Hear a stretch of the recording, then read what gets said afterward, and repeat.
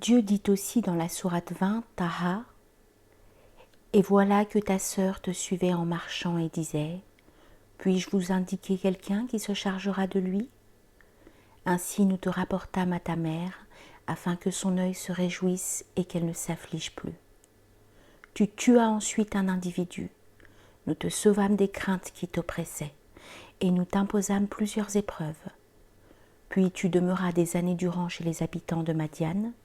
Ensuite, tu es venu, ô Moïse, conformément à un décret, et je t'ai assigné à moi-même. Pars, toi et ton frère, avec mes prodiges. Et ne négligez pas de m'invoquer. Allez vers Pharaon. Il s'est vraiment rebellé. Mais parlez-lui gentiment. Peut-être se rappellera-t-il ou me craindra-t-il.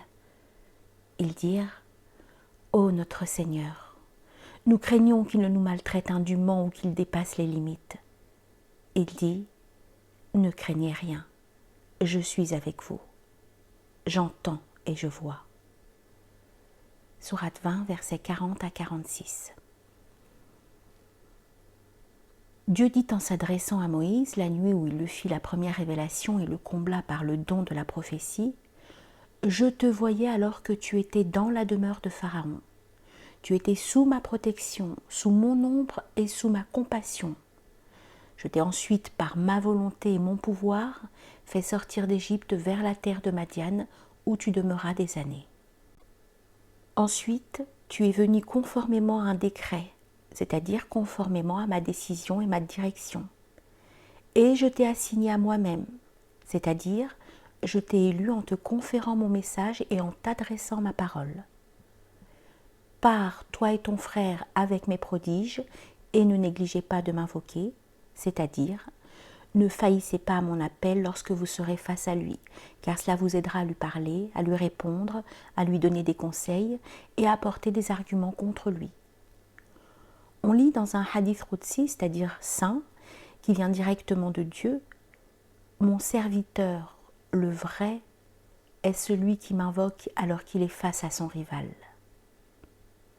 Dieu dit, « Ô vous qui croyez, lorsque vous rencontrez une troupe ennemie, soyez fermes et invoquez beaucoup Dieu afin de réussir. » Sourate 8, verset 45. Le Très-Haut dit ensuite, « Allez vers Pharaon, il s'est vraiment rebellé, puis parlez-lui gentiment. Peut-être se rappellera-t-il ou me craindra-t-il. » Sourate 20, versets 43 et 44. Ceci est une marque de la compassion de Dieu, de sa générosité, de sa douceur et de sa miséricorde envers ses créatures. Car nonobstant la négation de Pharaon, sa tyrannie et son arrogance, et bien que celui-ci était alors l'une des plus viles créatures de Dieu, Dieu lui envoya la meilleure de ses créatures de cette époque et lui ordonna de lui parler gentiment et avec douceur, comme on le ferait avec celui dont on espère le voir se rappeler Dieu. Il a dit à son messager, sur lui la grâce et la paix, « Par la sagesse et la bonne exhortation, appelle les gens au sentier de ton Seigneur et discute avec eux de la meilleure façon. » Sourate 16, verset 125. Et ne discutez que de la meilleure façon avec les gens du livre, sauf ceux d'entre eux qui sont injustes. Sourate 29, verset 46. Al-Hassan al-Basri a dit à propos de ces versets, « Faites votre devoir en le prévenant. Dites-lui, tu as un Seigneur auprès de qui tu retourneras, et ta demeure finale sera le paradis ou l'enfer. » Wahb ibn Munabbih a dit pour sa part, il leur a dit, dites-lui que je suis plus prompte à pardonner et à absoudre qu'à m'irriter et à châtier. Yazid al-Riqashi a dit au sujet de ce verset, ô toi qui témoignes pour qui te renie affection, que feras-tu avec qui te prend pour patron protecteur et qui t'appelle? Ils dirent, ô notre Seigneur, nous craignons qu'il ne nous maltraite indûment ou qu'il dépasse les limites. Sourate 20, verset 45. Pharaon était un tyran acharné et un rebelle qui avait un pouvoir absolu en Égypte et sur ses sujets. Il avait des soldats, des armées, de l'autorité. Moïse et Aaron ont naturellement et humainement éprouvé de la crainte à son égard et ont appréhendé qu'il ne leur fasse du tort, avant que Dieu ne les rassure en leur disant « Ne craignez rien, je suis avec vous, j'entends et je vois. Allez donc chez lui, puis dites-lui, nous sommes tous deux les messagers de ton Seigneur. Envoie donc les enfants d'Israël en notre compagnie et ne les châtie plus. Nous sommes venus à toi avec une preuve de la part de ton Seigneur, et que la paix soit sur quiconque suit le droit chemin. Il nous a été révélé que le châtiment est pour celui qui refuse d'avoir foi et qui tourne le dos. » Sourate 20, versets 47 et 48. Dieu rappelle ici qu'il a ordonné à Moïse et à Aaron d'aller vers Pharaon et de l'appeler à l'adoration exclusive de Dieu et à libérer les enfants d'Israël afin qu'ils puissent quitter le pays en paix. Nous sommes venus à toi avec une preuve de la part de ton Seigneur, c'est-à-dire avec les preuves décisives que sont les prodiges du bâton et de la main. Et que la paix soit sur quiconque suit le droit chemin. La paix n'est octroyée qu'à ceux qui se tournent vers Dieu. C'est là une délimitation utile, éloquente et grandiose. Ils le menacèrent ensuite en cas de rejet et de négation. Il nous a été révélé que le châtiment est pour celui qui refuse d'avoir foi et qui tourne le dos. C'est-à-dire celui qui nie la vérité avec son cœur et refuse d'œuvrer pour le bien avec son corps. Es-Soudi ainsi que d'autres exégètes ont rapporté que lorsque Moïse revint de Madian vers l'Égypte et entra chez les siens, il les trouva en train de dîner. Il s'assit avec eux en partageant leur repas, puis il dit à son frère Aaron « Ô Aaron, le Seigneur nous a ordonné à toi et moi d'aller voir Pharaon et de l'appeler à son adoration. Viens donc avec moi. » Ils allèrent donc tous deux au palais de Pharaon et en trouvèrent les portes fermées.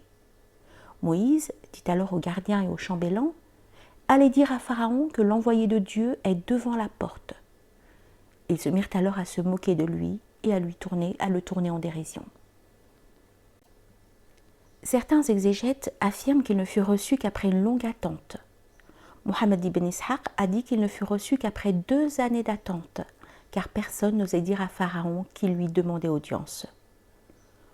On rapporte aussi que Moïse s'est avancé vers la porte du palais et l'a frappé avec son bâton, ce qui a dérangé Pharaon qui a ordonné qu'on les conduise jusqu'à lui. Une fois en sa présence, Moïse et Aaron l'appelèrent à Dieu comme il leur fut ordonné. Dieu dit en parlant de Pharaon, « Alors Pharaon dit, « Qui est donc votre Seigneur, ô Moïse ?» Notre Seigneur, dit Moïse, est celui qui a donné à chaque chose sa propre nature puis l'a dirigée. Qu'en est-il des générations anciennes, dit Pharaon. Moïse dit, la connaissance de leur sort est auprès de mon Seigneur dans un livre. Mon Seigneur ne commet ni erreur ni oubli. C'est lui qui vous a assigné la terre comme berceau et vous y a tracé des chemins, et qui du ciel a fait descendre de l'eau avec laquelle nous faisons germer des couples de plantes de toutes sortes. Mangez et faites paître votre bétail. Voilà bien des signes pour les gens doués d'intelligence. C'est d'elle, la terre, que nous vous avons créée, et en elle nous vous retournerons, et d'elle nous vous ferons sortir une fois encore. Sourate 20, versets 49 à 55. Dieu rapporte que Pharaon rejeta et nia l'existence du Créateur, qu'il soit glorifié, en disant « Qui donc est votre Seigneur, ô Moïse ?» Notre Seigneur, dit Moïse, est celui qui a donné à chaque chose sa propre nature puis l'a dirigée. C'est-à-dire celui qui a créé toutes les créatures et a déterminé leurs œuvres, leurs moyens de subsistance et leur délai de vie. Il a écrit cela auprès de lui dans la table gardée. Ensuite, il a guidé toute créature vers ce qui lui était déterminé, et cela fut conforme à son décret ainsi qu'à sa connaissance éternelle, sa science, son pouvoir et son décret étant parfait. Ce verset s'apparente à cet autre de la sourate 87, où Dieu dit « Glorifie le nom de ton Seigneur le Très-Haut, celui qui a créé et agencé harmonieusement, qui a déterminé et guidé. » Sourate 87, versets 1 à 3. Dieu mentionne ensuite les propos de Pharaon. Qu'en est-il donc des générations anciennes? Sourate 20, verset 51. Pharaon dit à Moïse, « Puisque ton Seigneur est le Créateur qui a déterminé et guidé les créatures vers ce qu'il leur a destiné, et qui par conséquent mérite, en dehors de quiconque, l'adoration, pourquoi donc les anciens ont-ils adoré autre que lui et lui ont-ils associé les étoiles et autres idoles et n'ont-ils pas été guidés vers ce à quoi tu nous appelles ?» Moïse dit, « La connaissance de leur sort est auprès de mon Seigneur dans un livre. Mon Seigneur ne commet ni erreur ni oubli. » Sourate 20, verset 52. C'est-à-dire, même si ces derniers ont adoré autre que mon Seigneur, cela ne peut constituer pour toi un argument et ne peut contredire ce que je dis, car les générations anciennes dont tu soulèves le cas ont été aussi ignorantes que tu l'es toi. Et tout ce qu'elles ont fait, quelle que soit son importance, est inscrit dans un livre auprès de mon Seigneur, qui les en rétribuera sans aucunement les léser. C'est que toutes les œuvres des êtres sont inscrites auprès de lui dans un livre, et mon Seigneur ne s'égare ni n'oublie. Moïse lui rappela ensuite la grandeur du Seigneur et sa capacité à créer les choses, lui qui a fait de la terre un berceau et du ciel un toit protégé, et qui a assujetti les nuages et la pluie pour assurer la subsistance des hommes et des animaux. Mangez et faites paître votre bétail, voilà bien là des signes pour les doués d'intelligence. Sourate 20, verset 54. C'est-à-dire aux esprits saints et probes et aux natures authentiques et saines qui sont conscients que Dieu est le Créateur et le pourvoyeur de biens. Dieu dit à ce propos, « Ô hommes, adorez votre Seigneur qui vous a créé vous et ceux qui vous ont précédés. Ainsi atteindriez-vous la piété. C'est lui qui vous a fait la terre pour lit et le ciel pour toit, qui précipite la pluie du ciel et par elle fait pousser toutes sortes de fruits pour vous nourrir. Ne lui cherchez donc pas des égaux, alors que vous savez tout cela. » Sourate 2, versets 21 et 22. Lorsque Dieu parle de la revivification de la terre par la pluie, quand elle gonfle pour faire pousser ses plantes, il attire l'attention sur la résurrection en disant « C'est d'elle, c'est-à-dire de la terre, que nous vous avons créé et en elle nous vous retournerons, et d'elle nous vous ferons sortir une fois encore. » À ce sujet, Dieu dit « De même qu'il vous a créé, vous retournerez à lui. » Sourate 7, verset 29. Et c'est lui qui commence la création puis la refait, et cela lui est plus facile. Il a la transcendance absolue dans les cieux et sur la terre. C'est lui le Tout-Puissant, le Sage. Sourate 30, verset 27. Il a dit ensuite, « Certes, nous lui avons montré tous nos prodiges, mais il les a niés et a refusé de croire. Il dit, « Es-tu venu à nous, ô Moïse, pour nous faire sortir de notre terre par ta magie? Nous t'apporterons assurément une magie semblable. Fixe entre nous et toi un rendez-vous auquel ni nous ni toi ne manquerons, dans un lieu convenable. » Alors Moïse dit, « Votre rendez-vous, c'est le jour de la fête, et que les gens se rassemblent dans la matinée. » Sourate 20, versets 56 à 59. Dieu rappelle ici la perdition de Pharaon, sa grande ignorance et son manque de discernement, car il a nié et rejeté les signes de Dieu en disant « Ce que tu nous apportes n'est que de la magie, et nous allons t'apporter semblable à elle. » Il a demandé ensuite à Moïse de fixer un rendez-vous entre eux en un jour et en un lieu convenu. Or, le jour de la fête était une opportunité pour Moïse qui voulait produire les prodiges, les signes, les preuves et les arguments de Dieu publiquement et en présence des gens. C'est pour cela qu'il a dit « Votre rendez-vous, c'est le jour de la fête ». C'était un jour que les Égyptiens fêtaient et que les gens se rassemblent dans la matinée, c'est-à-dire au début du jour, au moment où la lumière du soleil est la plus étincelante, ce qui est plus propice à la manifestation de la vérité. Il n'a pas choisi la nuit pour que Pharaon et ses partisans ne s'en servent comme prétexte pour l'accuser de les induire en erreur à la faveur de l'obscurité. Au contraire, il a opté pour le jour et la présence du public, car il était convaincu que son Seigneur fera manifester sa parole et triompher sa religion, en dépit du ressentiment des Coptes. Dieu dit, Pharaon donc se retira. Ensuite il rassembla sa ruse, puis vint au rendez-vous. Moïse leur dit, malheur à vous, ne forgez pas de mensonges contre Dieu, sinon il vous anéantira par un châtiment. Celui qui forge un mensonge est perdu. Là-dessus, ils se mirent à disputer entre eux de leur affaire et tinrent secrète leur discussion. Ils dirent, voici 2 magiciens qui, par leur magie, veulent vous faire abandonner votre terre et emporter votre doctrine idéale. Rassemblez donc votre ruse, puis venez en rang serré, et celui qui aura le dessus aujourd'hui aura réussi. Sourate 20, versets 60 à 64. En effet, Pharaon, les princes, les hauts dignitaires de l'État ainsi que l'ensemble du peuple assistèrent à ce rendez-vous sur ordre de Pharaon. Ils vinrent donc en disant « Afin que nous suivions les magiciens si ce sont eux les vainqueurs. » Sourate 26, verset 40. Moïse s'approcha alors des magiciens et les exhorta à abandonner la magie vaine qui s'oppose aux signes, aux arguments de Dieu, en leur disant « Malheur à vous, ne forgez pas de mensonges contre Dieu, sinon il vous anéantira par un châtiment. Celui qui forge un mensonge est perdu. » Là-dessus, ils se mirent à disputer entre eux de leur affaire et tinrent secrète leur discussion. Sourate 20, versets 61 et 62. On rapporte sur le sens de ces versets que les magiciens ont divergé entre eux au sujet de Moïse.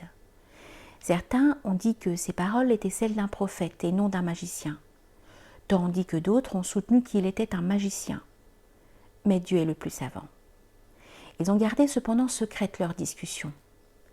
Ils dirent, voici 2 magiciens qui, par leur magie, veulent vous faire abandonner votre terre et emporter votre doctrine idéale. Ils ont dit que cet homme et son frère Aaron sont 2 magiciens habiles et expérimentés dans cet art. Que leur but est d'attirer les gens, d'avoir le dessus sur le roi et sa cour, de vous exterminer, d'exercer le pouvoir sur vous en usant de leur artifice.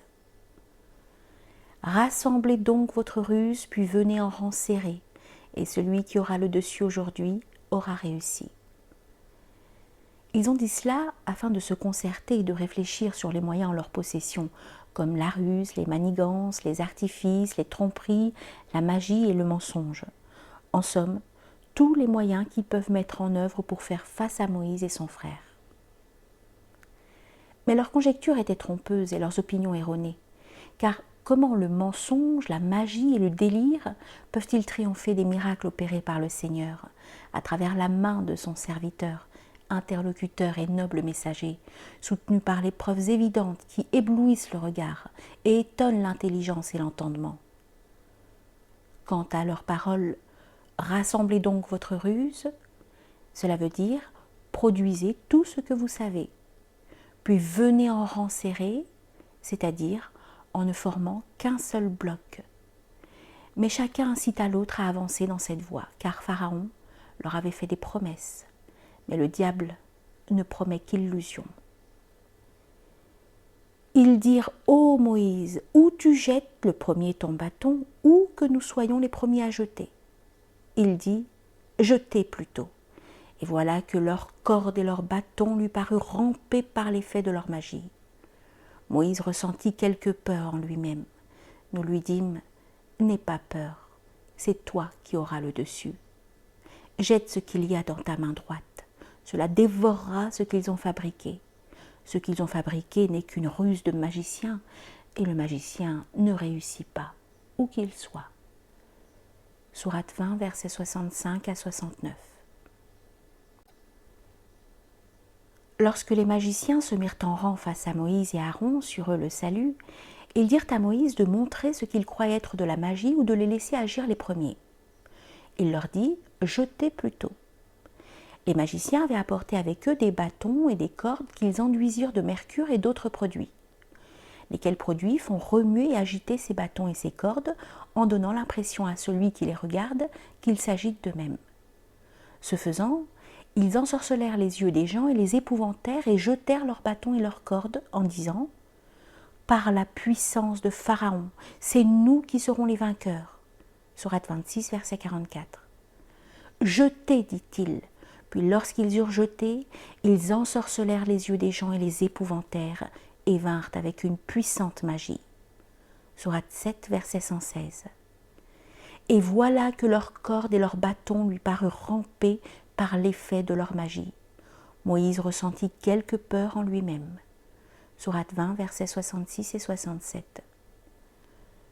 Selon ce dernier verset, Moïse craignit que les gens ne se laissent séduire par leur magie et leurs artifices avant qu'il ne jette ce qu'il avait dans sa main, car il ne pouvait rien faire sans avoir reçu d'ordre.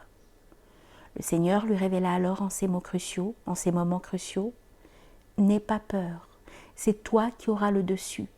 Jette ce qu'il y a dans ta main droite, cela dévorera ce qu'ils ont fabriqué.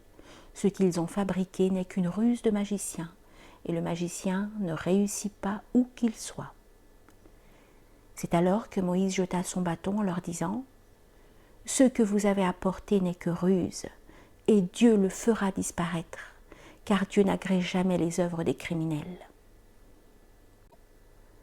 Et par ces paroles, Dieu fera triompher la vérité, quelque répulsion qu'en aient les criminels.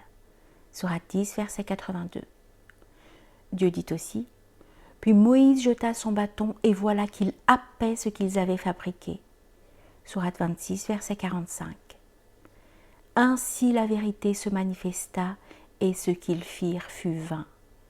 Ainsi ils furent battus et se trouvèrent humiliés, et les magiciens se jetèrent prosternés.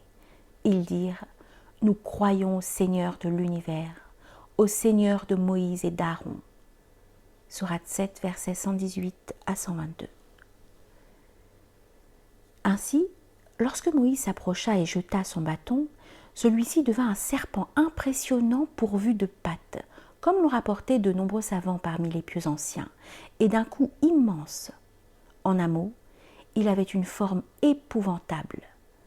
À sa vue, les gens prirent leurs jambes à leur cou et se sauvèrent, tandis que le gros serpent de Moïse se mit à avaler un à un les bâtons et les cordes des magiciens à une vitesse extraordinaire. Quant aux magiciens, ils virent ce qui les stupéfia et les mit dans l'embarras, car jamais ils n'avaient vu ni imaginé telle chose, qui au demeurant ne relevait pas de leur art.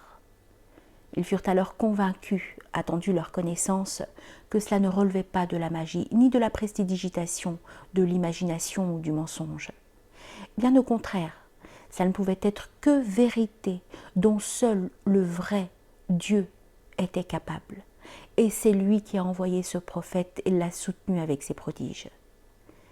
Ainsi, Dieu a éclairé leur cœur et les a mis sur la bonne voie. Ils revinrent dès lors à Dieu et se prosternèrent devant lui en disant à voix haute et sans craindre quelque châtiment ou tort « Nous croyons au Seigneur de Aaron et de Moïse. » À ce sujet, Dieu dit « Les magiciens se jetèrent prosternés, disant « Nous avons foi au Seigneur d'Aaron et de Moïse. » Alors Pharaon dit « Avez-vous cru en lui avant que je ne vous y autorise ? C'est lui votre chef qui vous a enseigné la magie. Je vous ferai sûrement couper mains et jambes opposées, et vous ferai crucifier au tronc des palmiers, et vous saurez avec certitude qui de nous est plus fort en châtiment, et qui est le plus durable. Par celui qui nous a créés, dirent-ils, nous ne te préférerons jamais à ce qui nous est parvenu comme preuve évidente. Décrète donc ce que tu as à décréter, tes décrets ne touchent que cette présente vie. Nous croyons en notre Seigneur, afin qu'il nous pardonne nos fautes ainsi que la magie à laquelle tu nous as contraints. Et Dieu est meilleur et éternel. Quiconque vient en criminel à son Seigneur aura certes l'enfer, où il ne meurt ni ne vit. Et quiconque vient auprès de lui en croyant, après avoir fait de bonnes œuvres, voilà donc ceux qui auront les plus hauts rangs, les jardins du séjour éternel, sous lesquels coulent les ruisseaux, où ils demeureront éternellement. Et voilà la récompense de ceux qui se purifient de la mécréance et des péchés. Sourate 20, versets 70 à 76. Saïd ibn Jubayr Ikrima, El-Qasim ibn Abu Baza, El-Aouzaï, ainsi que d'autres ont dit que lorsque les magiciens se sont prosternés, ils ont vu leur place et leur palais que Dieu leur a réservé au paradis. C'est pour cela qu'ils n'ont pas fait cas des menaces de Pharaon et de ses intimidations. En effet, après avoir vu ces magiciens proclamer leur foi devant le Seigneur de Moïse et d'Aaron, en présence de tous les gens qui étaient réunis, Pharaon eut peur pour son pouvoir et vit ce qui le stupéfia et aveugla son cœur et sa vue. Il était déjà plein de ruses, de fourberies, et s'acharnait habilement à détourner les gens de la voie de Dieu. Mais il persista encore dans son aveuglement et dans son opposition à la vérité, en disant aux magiciens « Y avez-vous cru avant que je ne vous le permette ?» C'est-à-dire « Pourquoi ne m'avez-vous pas prévenu avant de faire cette chose terrible devant tous mes sujets ?» Ensuite il les menaça, les intimida, vociféra contre eux et laissa éclater sa colère, en leur disant « C'est lui votre chef qui vous a enseigné la magie. » Il a dit dans un autre verset « C'est bien un stratagème que vous avez manigancé dans la ville, afin d'en faire partir ses habitants. Vous saurez bientôt. » Sourate 7, verset 123. Ces propos de Pharaon relèvent de la pure calomnie qui renferme mécréance, mensonge et délire, comme tout être sensé peut le constater. Même des enfants n'auraient pas tenu ce genre de propos, car tous les gens du royaume, y compris les hauts dignitaires, savaient bien que Moïse n'avait jamais rencontré ces magiciens. Comment dès lors peut-il être le chef qui leur aurait enseigné la magie? En outre, ce n'est pas Moïse qui les avait rassemblés, et ils n'étaient même pas au courant de leur rassemblement, puisque c'est Pharaon qui les avait convoqués de toutes les contrées de l'Égypte. Ce qu'il y a lieu de relever ici, c'est que Pharaon, aveuglé par sa rébellion, a ostensiblement nié la vérité éclatante et manifeste pour se réfugier dans le mensonge et l'imposture, en disant « C'est lui votre chef qui vous a enseigné la magie ». Il a aussi usé de calomnies connues des initiés, comme Dieu le rapporte dans ces versets. C'est bien un stratagème que vous avez manigancé dans la ville afin d'en faire partir ses habitants. Vous saurez bientôt. Sourate 7, verset 123. Il passa ensuite aux menaces en disant « Je vais vous couper la main et la jambe opposée, et puis je vous crucifierai tous. » Ceci afin que vous serviez d'exemple pour ceux qui seraient tentés de suivre votre voie. C'est pour cela qu'il leur a dit « Je vous ferai crucifier au tronc des palmiers. » car ce sont les arbres les plus majestueux et les plus célèbres dans la région. Et vous saurez avec certitude qui de nous est le plus fort en châtiment et qui est le plus durable, c'est-à-dire dans ce bas monde. Nous ne te préférerions jamais à ce qui nous est parvenu comme preuve évidente, c'est-à-dire nous ne t'obéirons jamais en nous détournant de ce que nous avons vu comme preuve et argument évident. Décrète donc ce que tu as décrété, c'est-à-dire fais ce qui est en ton pouvoir.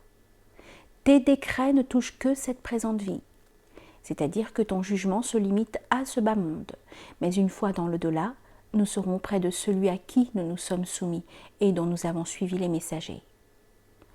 Nous croyons en notre Seigneur afin qu'il nous pardonne nos fautes, ainsi que la magie à laquelle tu nous as contraints. Et Dieu est meilleur et éternel. C'est-à-dire que sa récompense est meilleure que ce que tu nous as promis et fait miroiter, et elle est plus durable que cette vie éphémère. Dans un autre verset, nous lisons « Ils disent « Il n'y a pas de mal, car c'est à notre Seigneur que nous retournerons. Nous convoitons que notre Seigneur nous pardonne nos fautes. » C'est-à-dire les péchés et interdits que nous avons commis. Pour avoir été les premiers à croire, c'est-à-dire les premiers parmi les Coptes à croire en Moïse et Aaron, sur eux le salut.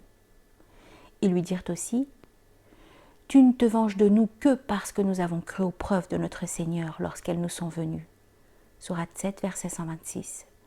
C'est-à-dire que tu n'as rien à nous reprocher, sauf que nous avons cru en ce qu'a rapporté notre messager et suivi les preuves de notre Seigneur lorsqu'elles nous sont venues. Ô notre Seigneur, déverse sur nous l'endurance, c'est-à-dire raffermis-nous dans l'épreuve que constitue le châtiment de ce tyran inflexible, de ce monarque oppresseur, voire de ce démon rebelle, et fais-nous mourir entièrement musulmans, soumis.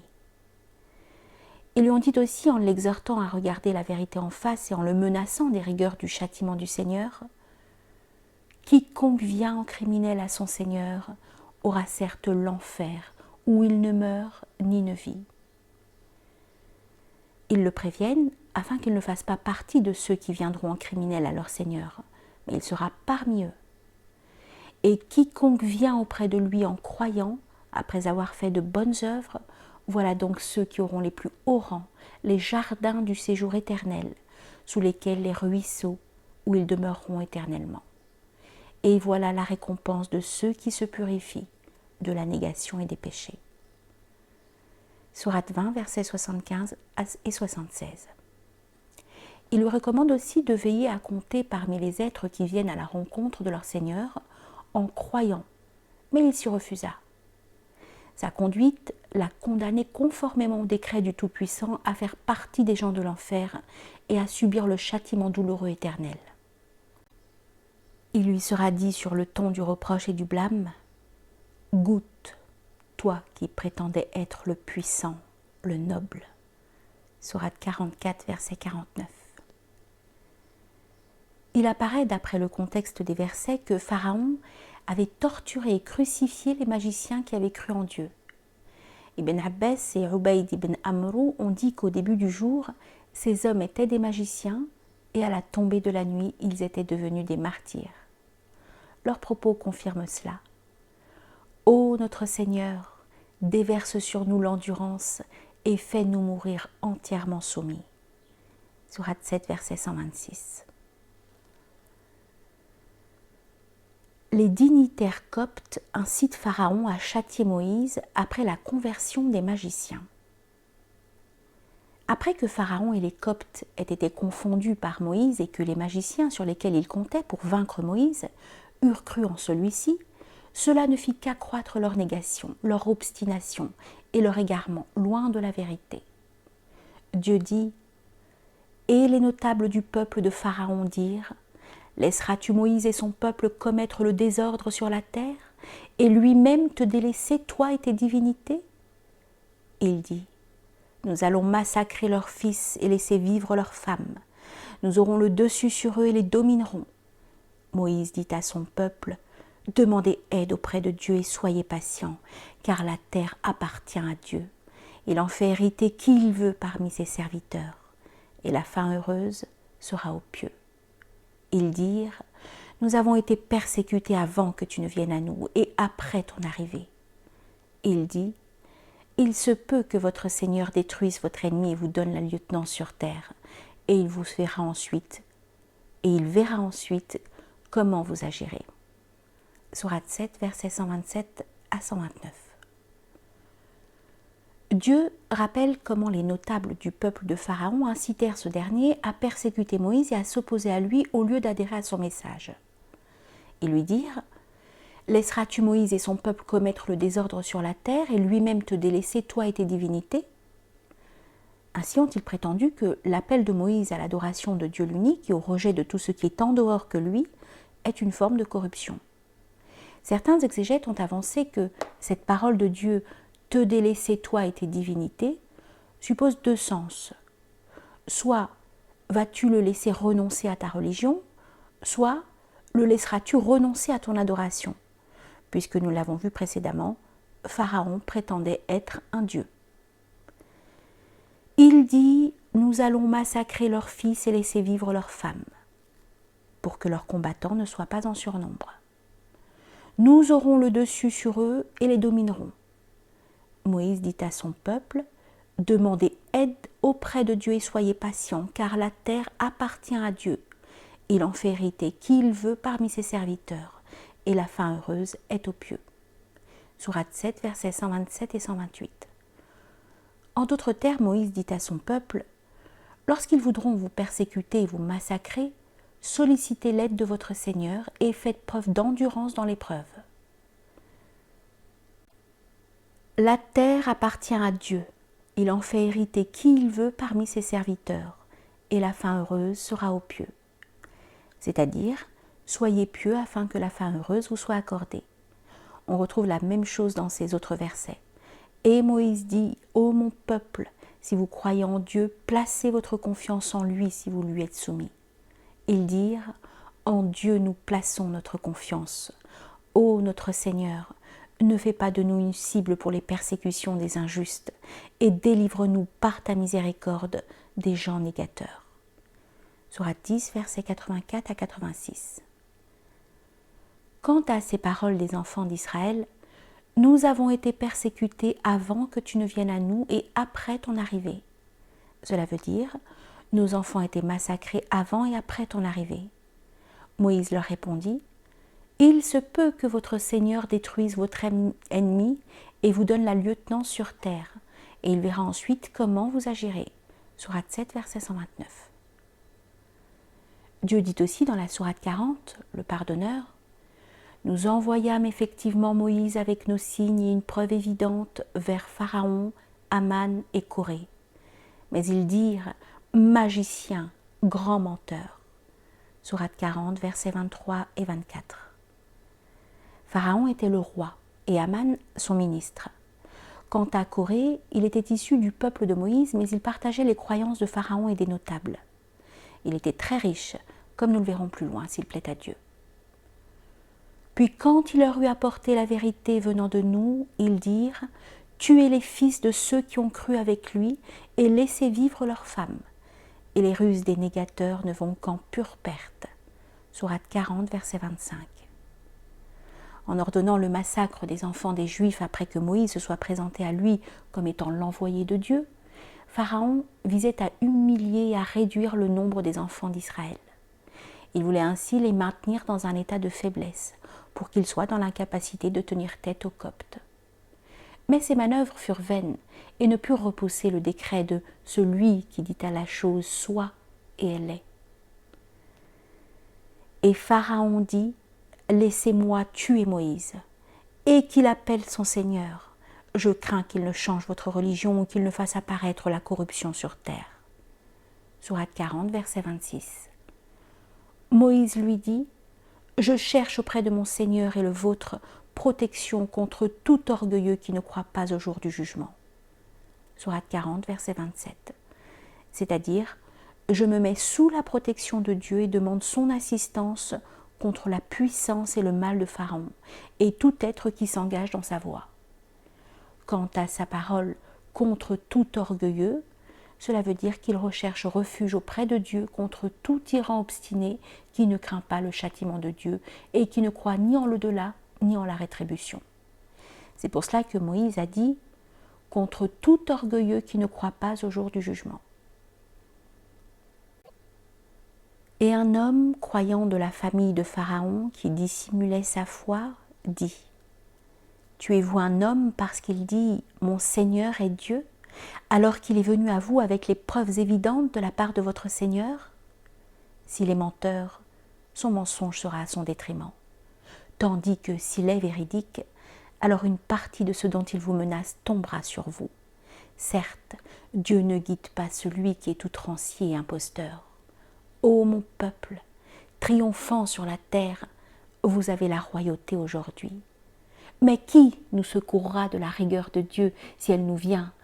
Pharaon dit, je ne vous indique que ce que je considère bon. Je ne vous guide que vers le droit chemin. Sourate 40, versets 28 et 29. Cet homme était le cousin de Pharaon. Il cachait sa foi à son peuple de peur qu'on ne lui fasse du tort et qu'on ne porte atteinte à sa vie. D'aucuns ont prétendu que c'était un Israélite, mais cela est incompatible avec le contexte du récit tant au niveau de la forme qu'à celui de la signification. Et Dieu est plus savant. Ibn Jurayj a rapporté qu'Ibn Abbas a dit « Seules 3 personnes ont cru en Moïse parmi les Coptes. Cet homme, celui qui est venu du bout de la ville pour avertir Moïse, et la femme de Pharaon. » Daraqtouni a dit « On ne connaît d'autre Chamoun que le croyant de la famille de Pharaon. » At-Tabari rapporte dans son Tarikh que son nom est Khayr, et Dieu est le plus savant. L'essentiel est que cet homme cachait sa foi. Et lorsque Pharaon voulait attenter à la vie de Moïse et qu'il consulta les notables à ce sujet, ce croyant Ce croyant eut peur pour Moïse et tenta de dissuader Pharaon de son projet funeste en recourant dans son discours à la fois au conseil et à la menace indirecte. Il dit une parole de vérité voulant ainsi faire une recommandation à Pharaon et lui donner son avis. Il est rapporté dans un hadith authentique que l'envoyé de Dieu, sur lui la grâce et la paix, a dit « Le meilleur combat est une parole de justice devant un gouverneur injuste ». Le discours du croyant copte est le plus haut degré du combat sur la voie de Dieu. Et il n'est pas plus juste parole que les siennes, car elle visait à préserver la vie d'un prophète face au plus inique gouverneur qui soit, Pharaon.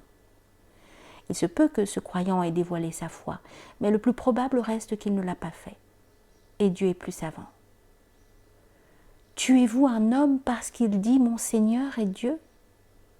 Pareil témoignage doit au contraire être bien accueilli, respecté et ménagé, car Moïse est venu à vous avec des preuves évidentes de la part de votre Seigneur, c'est-à-dire avec des prodiges et des miracles qui attestent de sa sincérité dans ce qu'il dit tenir de Dieu qui l'a envoyé.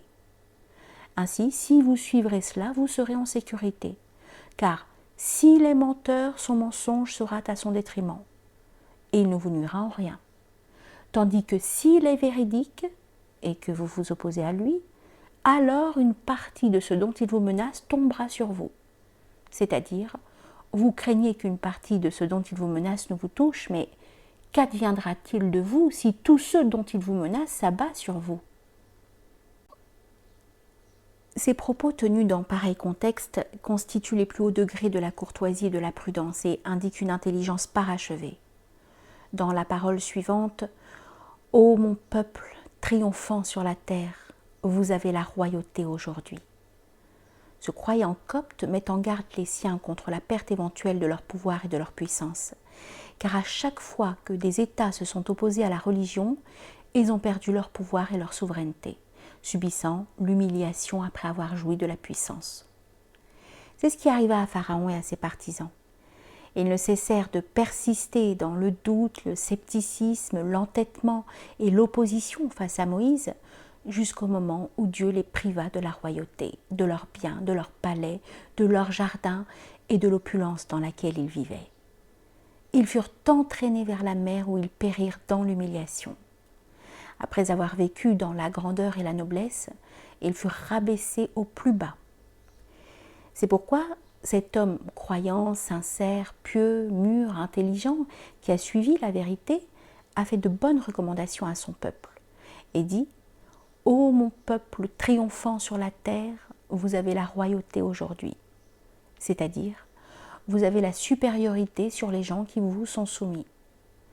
Mais qui nous secourra de la rigueur de Dieu si elle nous vient ? C'est-à-dire, même si vous étiez plusieurs fois supérieur en nombre, en force et en puissance à ce que vous êtes maintenant, cela ne nous servira à rien et ne saurait vous éviter le châtiment du maître de la royauté. Pharaon dit « Je ne vous indique que ce que je considère comme bon et ne vous guide qu'au droit chemin. » Certes, il a sans cesse menti, car il avait la certitude en son fort intérieur que Moïse était venu avec la vérité provenant de Dieu. Mais il allait dans ses actes à l'encontre de cette vérité par esprit de tyrannie, d'arrogance et de négation.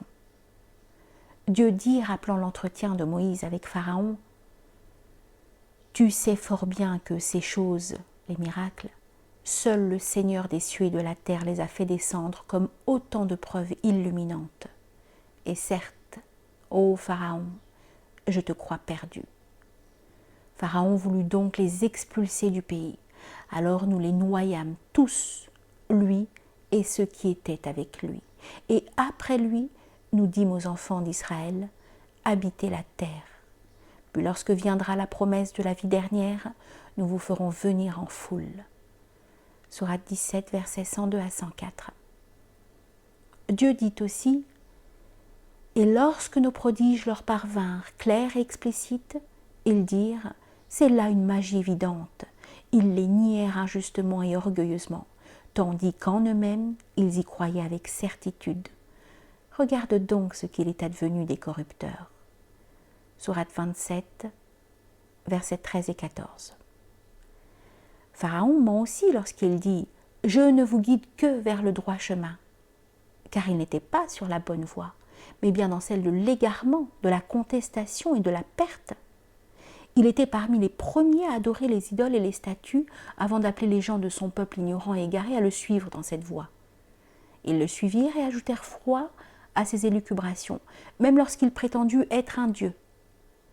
Dieu dit, et Pharaon fit une proclamation à son peuple et dit, ô mon peuple, le royaume d'Égypte ne m'appartient-il pas ainsi que ces canaux qui coulent à mes pieds?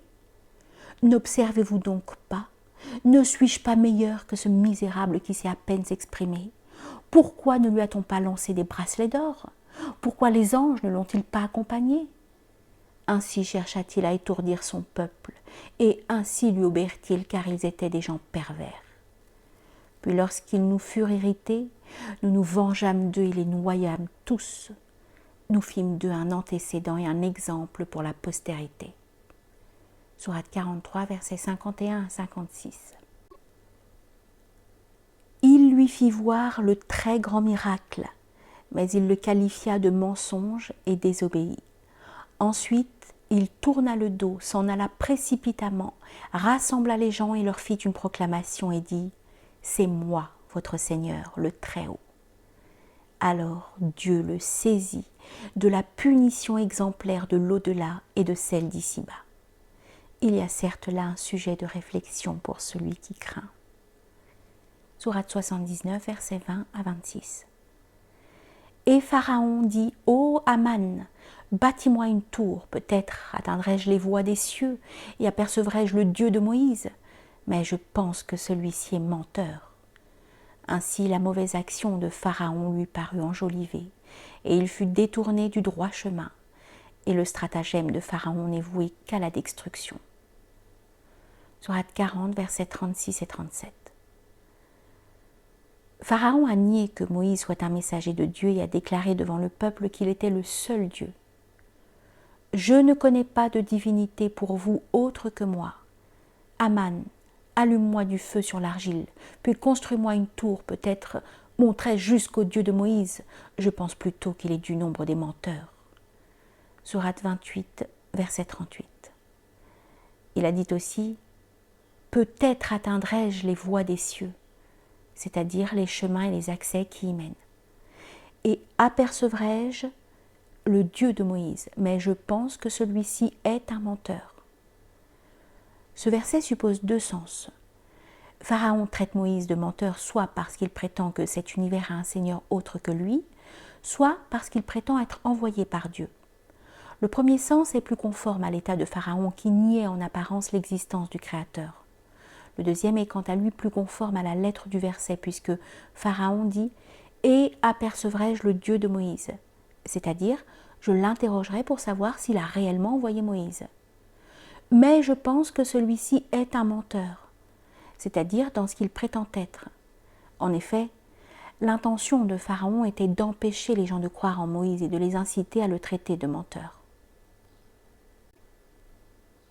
Dieu dit « Ainsi la mauvaise action de Pharaon lui parut enjolivée, et il fut détourné du droit chemin, et le stratagème de Pharaon n'est voué qu'à la destruction. »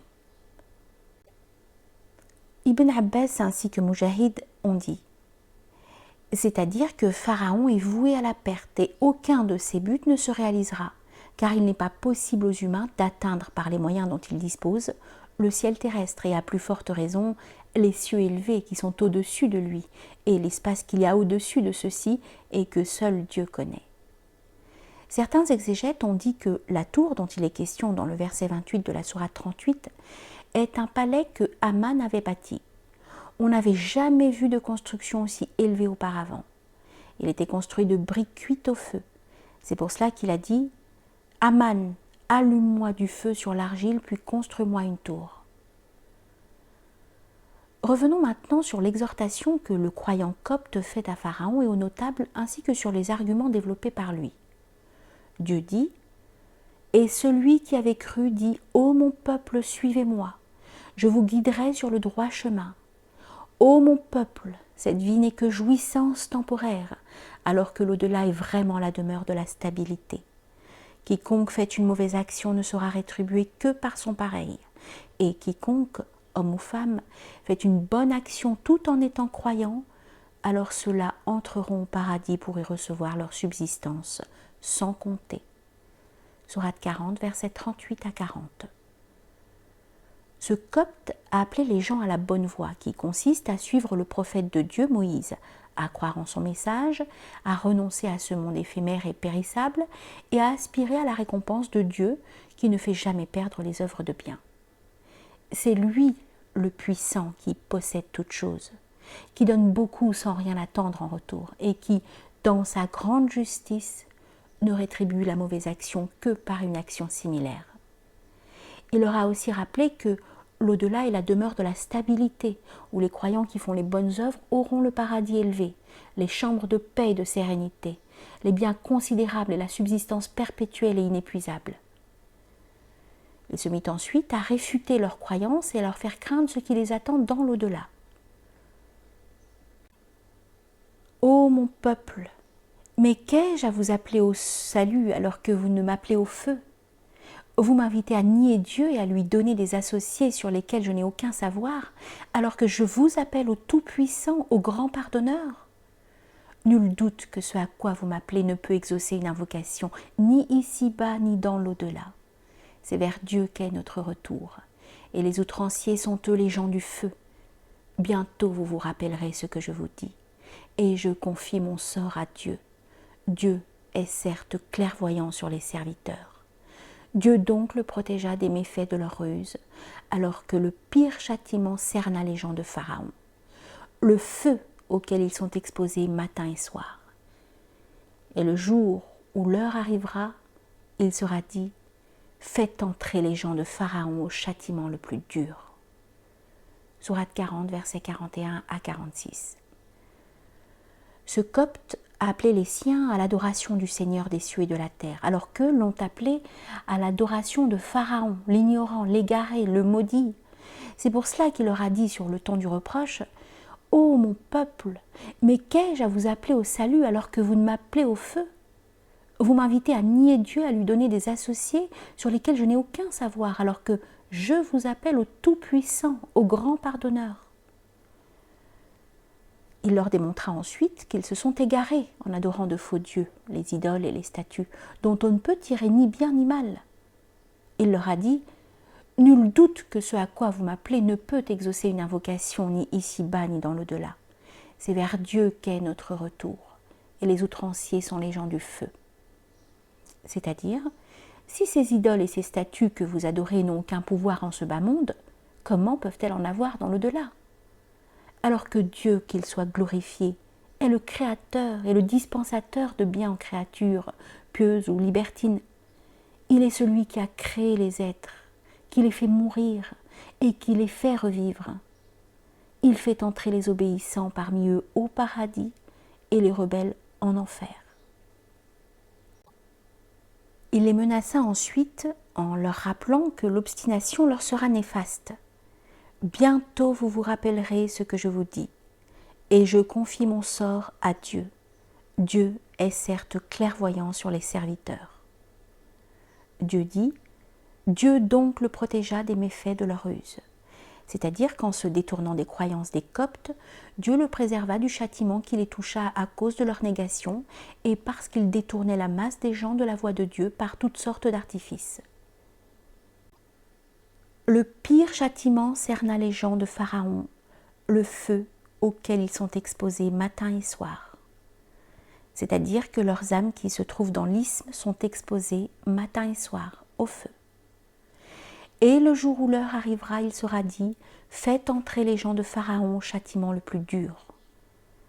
Nous avons indiqué dans notre tafsir que ce verset est une preuve de la réalité du châtiment de la tombe. Et à Dieu appartient la louange.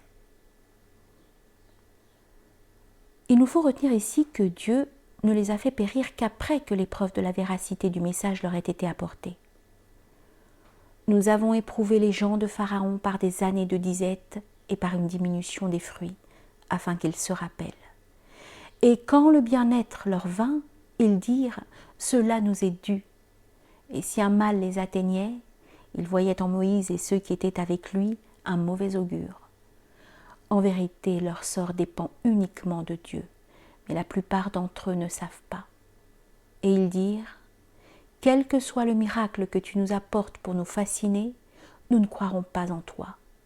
Et nous avons alors envoyé sur eux l'inondation, les sauterelles, les poux, les grenouilles et le sang comme signe explicite, mais ils s'enflèrent d'orgueil et demeurèrent un peuple criminel. Sourate 7, versets 130 à 133. Dieu rappelle qu'il a éprouvé Pharaon et son peuple, les Coptes, par la disette qui dura des années, qui se caractérisa par une diminution des fruits, afin qu'ils se rappellent. Mais cela ne leur fut d'aucune utilité, car ils persistèrent dans la mécréance et l'opposition. Et quand le bien-être leur vint, c'est-à-dire la prospérité, ils dirent « cela nous est dû », c'est-à-dire « c'est ce que nous méritons et c'est ce qui nous revient de droit ». Et si un mal les atteignait, ils voyaient en Moïse et ceux qui étaient avec lui un mauvais augure. C'est-à-dire qu'ils disaient que c'est par la faute de Moïse et son mauvais augure que ce mal nous a atteints. Mais lorsqu'un bien les touchait, ils ne disaient pas cela. Et ils disaient que c'était grâce aux bénédictions de Moïse et à sa présence parmi eux. Ils ne disaient pas que cela était grâce aux bénédictions de Moïse et à sa présence parmi eux. C'est que leur cœur était scellé, refusait la vérité et la fuyait, attribuant le mal à Moïse et le bien à eux-mêmes. Dieu dit, en vérité, leur sort dépend uniquement de Dieu, c'est-à-dire qu'il les rétribuera pour cela et davantage. Mais la plupart d'entre eux ne savent pas, et ils dirent, quel que soit le miracle que tu nous apportes pour nous fasciner, nous ne croirons pas en toi. C'est-à-dire, quoi que tu nous apportes comme miracle ou prodige, nous ne croirons pas en toi, et nous ne te suivrons pas. Cela est confirmé par les versets suivants. Ceux contre qui la parole, la menace, de ton Seigneur se réalisera, ne croiront pas, même si tous les signes leur parvenaient, jusqu'à ce qu'ils voient le châtiment douloureux. Sourate 10, versets 96 et 97. Et nous avons alors envoyé sur eux l'inondation, les sauterelles, les poux, les grenouilles et le sang comme signe explicite. Mais ils s'enflèrent d'orgueil et demeurèrent un peuple criminel. Sourate 7, verset 133. Quant à l'inondation, Ibn Abbas a dit qu'il s'agissait de pluies torrentielles qui détruisaient les cultures et les fruits. C'est aussi l'opinion de Saïd ibn Jubayr, Qatada, As-Suddi et Dhahak. Dans une autre version attribuée à Ibn Abbas et à Atta, il s'agit de l'augmentation du taux de mortalité. Quant à Mujahid, il a dit « L'inondation, c'est les fortes précipitations et la peste ». À l'inondation s'ajoutèrent les grenouilles qui investirent tous les lieux. Leur nombre était tel qu'ils s'en trouvaient partout, dans la nourriture, dans les ustensiles, et elles entrent même dans les bouches lorsqu'on les ouvrait. L'un des autres signes a été le sang qui s'est mélangé aux eaux, à tel point qu'à chaque fois que les Coptes puisaient de l'eau du Nil ou d'un autre point d'eau, ils la trouvaient mélangée à du sang. Tout cela n'affectait en rien les enfants d'Israël. Et c'est là la plénitude du miracle éblouissant et la preuve évidente que cela leur arrivait par le fait de Moïse, sur lui le salut, car ces malheurs n'atteignaient que les Coptes et aucunement les enfants d'Israël. Mohammed ibn Ishaq a dit « Après que les magiciens aient cru en Dieu, Pharaon fut vaincu et humilié. Mais il persista dans la mécréance et dans le mal. Dieu lui envoya successivement les signes explicites, la disette, l'inondation, les sauterelles, les poux, les grenouilles, le sang. Les eaux envahirent les terres à tel point que les Coptes ne pouvaient plus labourer ou faire quoi que ce soit. Ils endurèrent les tourments de la faim. Et quand le châtiment les frappa, ils dirent « Ô Moïse, invoque pour nous ton Seigneur en vertu de l'engagement qu'il t'a donné. Si tu éloignes de nous le châtiment, nous croirons certes en toi et laisserons partir avec toi les enfants d'Israël. » Sourate 7, verset 134. Moïse invoqua Dieu qui leva aussitôt le châtiment, mais ils violèrent leur engagement. Dieu envoya alors contre eux les sauterelles qui décimèrent leurs arbres et rongèrent même les clous des portes et du bois soutenant leurs maisons qui s'effondrèrent aussitôt. Ils demandèrent de nouveau à Moïse d'invoquer Dieu pour qu'il enlevât les sauterelles. Il le fit, mais ils ne respectèrent toujours pas leur promesse. Dieu leur envoya alors les poux. Il m'a été rapporté qu'il fut ordonné à Moïse d'aller vers une dune immense et de la frapper avec son bâton, ce qu'il fit, et voilà que surgit une quantité impressionnante de poux qui déferlèrent partout dans les maisons, dans la nourriture et sur leur corps. Ils les empêchèrent de dormir et de connaître quelque paix. Une fois à bout, ils dirent à Moïse ce qu'il lui avait dit auparavant.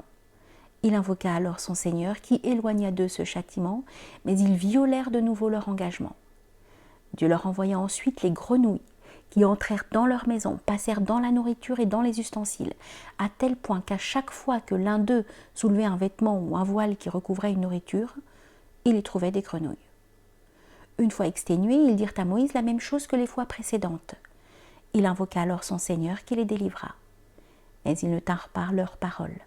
Et Dieu leur envoya le sang qui se mélangea à leurs eaux, à tel point que lorsqu'ils allaient puiser de l'eau d'un puits ou d'un fleuve, celui-ci se transformait en sang.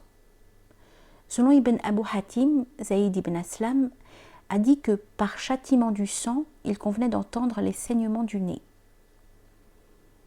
Dieu dit: et quand le châtiment les frappa, ils dirent: ô Moïse, invoque pour nous ton Seigneur en vertu de l'engagement qu'il t'a donné. Si tu éloignes de nous le châtiment, nous croirons certes en toi et laisserons partir avec toi les enfants d'Israël. Et quand nous eûmes éloigné d'eux le châtiment jusqu'au terme fixé qu'ils devaient atteindre, voilà qu'ils violèrent l'engagement. Alors nous nous sommes vengés d'eux. Nous les avons noyés dans les flots parce qu'ils traitaient de mensonges nos signes et n'y prêtaient aucune attention. Sourate 7, versets 134 à 136. Dieu rappelle ici la rébellion de Pharaon et de son peuple, leur obstination dans l'égarement, l'arrogance et le refus de se plier aux signes de Dieu et de croire en son envoyé, malgré les signes imposants et les preuves décisives et irréfutables que Dieu leur a rendues visibles. Chaque fois qu'ils voyaient un signe clair qui les accablait et leur rendait la vie pénible, les Coptes faisaient le serment à Moïse que, si son Seigneur éloignait d'eux le châtiment, ils croiraient en lui et laisseraient les enfants d'Israël partir avec lui. Mais chaque fois que le châtiment était levé, leur conduite empirait et ils reniaient la vérité apportée par Moïse. Dieu leur envoya alors un autre châtiment pire que le précédent. Ils juraient de nouveau de renoncer à leur mécréance si le fléau se dissipait. Mais dès que Dieu exauçait Moïse, ils revenaient à leurs anciennes habitudes et croyances. À la fin, et lorsque tous les arguments furent établis contre eux, Dieu les châtia d'un châtiment plus pénible, afin qu'ils soient un exemple pour les générations futures. Il dit, lui, le plus véridique des locuteurs: nous avons effectivement envoyé Moïse avec nos miracles à Pharaon et à ses notables. Il dit: je suis le messager du Seigneur de l'univers. Puis lorsqu'il vint à eux avec nos miracles, voilà qu'ils en rirent.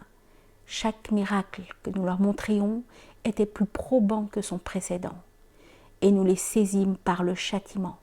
Peut-être reviendront-ils vers nous. Et ils dirent: ô magicien, implore pour nous ton Seigneur au nom de l'engagement qu'il a pris envers toi. Nous suivrons le droit chemin. Puis quand nous eûmes écarté d'eux le châtiment, voilà qu'ils violèrent leurs engagements. Et Pharaon fit une proclamation à son peuple et dit: ô mon peuple, le royaume d'Égypte ne m'appartient-il pas, ainsi que ces canaux qui coulent à mes pieds? N'observez-vous donc pas? Ne suis-je pas meilleur que ce misérable qui sait à peine s'exprimer? Pourquoi ne lui a-t-on pas lancé des bracelets d'or? Pourquoi les anges ne l'ont-ils pas accompagné? Ainsi chercha-t-il à étourdir son peuple, et ainsi lui obéirent-ils, car ils étaient des gens pervers. Puis lorsqu'ils nous eurent irrités, nous nous vengeâmes d'eux et les noyâmes tous. Nous fîmes d'eux un antécédent et un exemple pour la postérité. Sourate 43, versets 46 à 56. Dieu mentionne l'envoi de son noble serviteur Moïse vers Pharaon, l'ignoble et l'incroyant, assisté de nombreux signes évidents et incontestables. Or, c'est avec ironie que Pharaon et ses notables reçurent ces signes, détournant les gens du chemin de Dieu et s'opposant à la vérité. Dieu leur envoya alors des châtiments visibles les uns après les autres, et chacun plus grand et plus éloquent que le précédent. Et nous les saisîmes par le châtiment, peut-être reviendront-ils. Et ils dirent, ô magicien, implore pour nous ton Seigneur au nom de l'engagement qu'il a pris envers toi. Nous suivrons le droit chemin.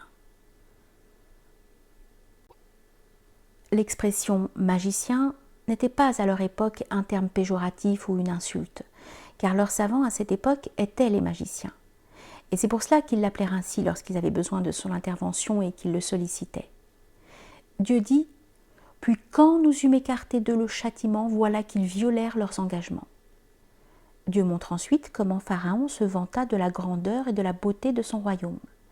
Il se vanta ensuite de sa propre personne et de sa richesse, et méprisa l'envoyé de Dieu Moïse, en se moquant de lui, en le traitant de misérable qui sait à peine s'exprimer. Raison de ses difficultés d'élocution qui remontaient, comme nous l'avons déjà signalé, à son enfance. Or, ce défaut n'était pas pour Moïse un affront à son honneur et à son apparence, dans la mesure où cela ne l'a pas empêché d'être interpellé par Dieu, de recevoir sa révélation, notamment la Torah. Pharaon méprisa Moïse et chercha à le discréditer, parce qu'il ne portait ni bracelet ni parure. Or, cela fait plus partie des habitudes vestimentaires des femmes et ne sied pas à la virilité des hommes. Et, à plus forte raison, aux envoyés, qui sont les plus sages, les plus savants, les plus résolus, les plus ascètes et les plus instruits quant à ce que Dieu a réservé à ses alliés dans l'au-delà. Quant à cette parole de Pharaon, pourquoi ne lui a-t-on pas lancé des bracelets d'or? Pourquoi les anges ne l'ont-ils pas accompagné? Moïse n'en a eu aucunement besoin. Si cela veut dire qu'il soit vénéré par les anges, car ces derniers sont pleins de respect et se montrent modestes devant des hommes occupant des rangs bien moindres que celui de Moïse. Sur lui le salut. En effet, conformément au hadith, les anges abaissent leurs ailes par humilité devant celui qui recherche la connaissance en signe de satisfaction de ce qu'il fait. L'humilité des anges et leur respect à l'égard de Moïse, l'interlocuteur de Dieu, n'en seront que plus grands. Mais si l'intention de Pharaon est de dire que les anges doivent témoigner de la sincérité de Moïse, les prodiges par lesquels celui-ci a été soutenu suffisaient amplement aux gens doués d'intelligence pour s'assurer de la véracité de sa mission. Seuls n'arrivent pas à déceler la vérité éclatante ceux dont les cœurs sont scellés et les yeux aveugles, ceux qui sont rongés par le doute et qui s'arrêtent sur les apparences en omettant l'essence des choses. C'est le cas de Pharaon, l'aveugle et l'imposteur. Dieu dit « Ainsi chercha-t-il à étourdir son peuple et ainsi lui obéirent-ils » c'est-à-dire qu'il obnubila les esprits de ses sujets, les amena progressivement à croire qu'il était vraiment un Dieu. Ils étaient des gens pervers, puis lorsqu'ils nous eurent irrités, nous nous vengeâmes d'eux. Par la noyade dans la mer, par l'humiliation, la perte de la puissance, l'avilissement, ainsi que par le châtiment qui a succédé au bienfait divin, l'opprobre qui a supplanté la prospérité et le feu où ils furent jetés après la vie d'aisance qu'ils menaient. Nous fîmes d'eux un antécédent, c'est-à-dire pour ceux qui veulent les imiter et suivre leur voie, et un exemple pour la postérité, c'est-à-dire pour ceux qui veulent tirer les enseignements de ce qui leur est advenu et redouter la fin douloureuse qui fut la leur. Dieu dit, « Puis quand Moïse vint à eux avec nos prodiges évidents, ils dirent, « Ce n'est là que magie inventée. Jamais nous n'avons entendu parler de cela chez nos premiers ancêtres. » Et Moïse dit, « Mon Seigneur connaît mieux qui est venu de sa part avec la bonne voie et à qui appartiendra la demeure finale. Vraiment, les injustes ne réussiront pas. » Et Pharaon dit, « Ô notables, je ne connais pas de divinité pour vous autre que moi. Aman, allume-moi du feu sur l'argile, puis construis-moi une tour, peut-être alors monterai-je jusqu'au Dieu de Moïse. Je pense plutôt qu'il est du nombre des menteurs. » Et il s'enfla d'orgueil sur terre, ainsi que ses soldats, sans aucun droit, et ils pensèrent qu'ils ne seraient pas ramenés vers nous. Nous le saisîmes donc ainsi que ses soldats, et les jetâmes dans le flot. Regarde donc ce qu'il est advenu des injustes. Nous fîmes d'eux des dirigeants qui appellent les gens au feu. et au jour de la résurrection, ils seront parmi les zonis. Sourate 28, versets 36 à 42. Lorsque Pharaon et ses troupes s'enflèrent d'orgueil et refusèrent de suivre la vérité, lorsque leur monarque prétendit être Dieu et que les gens l'approuvèrent dans ses égarements et le suivirent, le courroux de Dieu le Tout-Puissant s'intensifia contre eux, et sa vengeance fut implacable. Il les noya, eux et leurs potentats, en une seule matinée, sans en épargner aucun. Ils furent jetés en enfer, et la malédiction les poursuivit dans ce monde et au jour de la résurrection, où ils seront au nombre des réprouvés. Quel affreux présent leur sera fait. La mort de Pharaon et de ses soldats.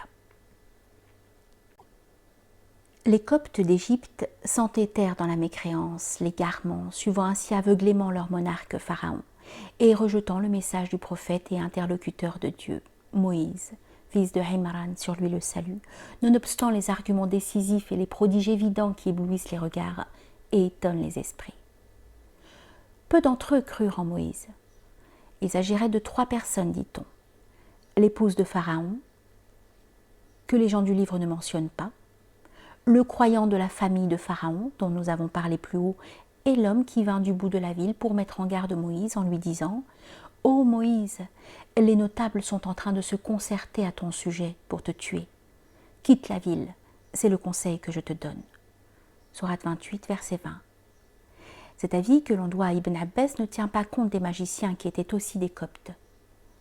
Selon un autre avis, nombreux sont les Coptes qui ont cru en lui, en sus des magiciens et du peuple des enfants d'Israël. La preuve en est cette parole de Dieu.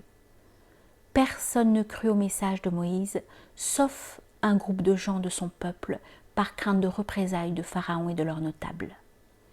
En vérité, Pharaon fut certes orgueilleux sur terre, et il fut du nombre des extravagants. Sourate 10, verset 83.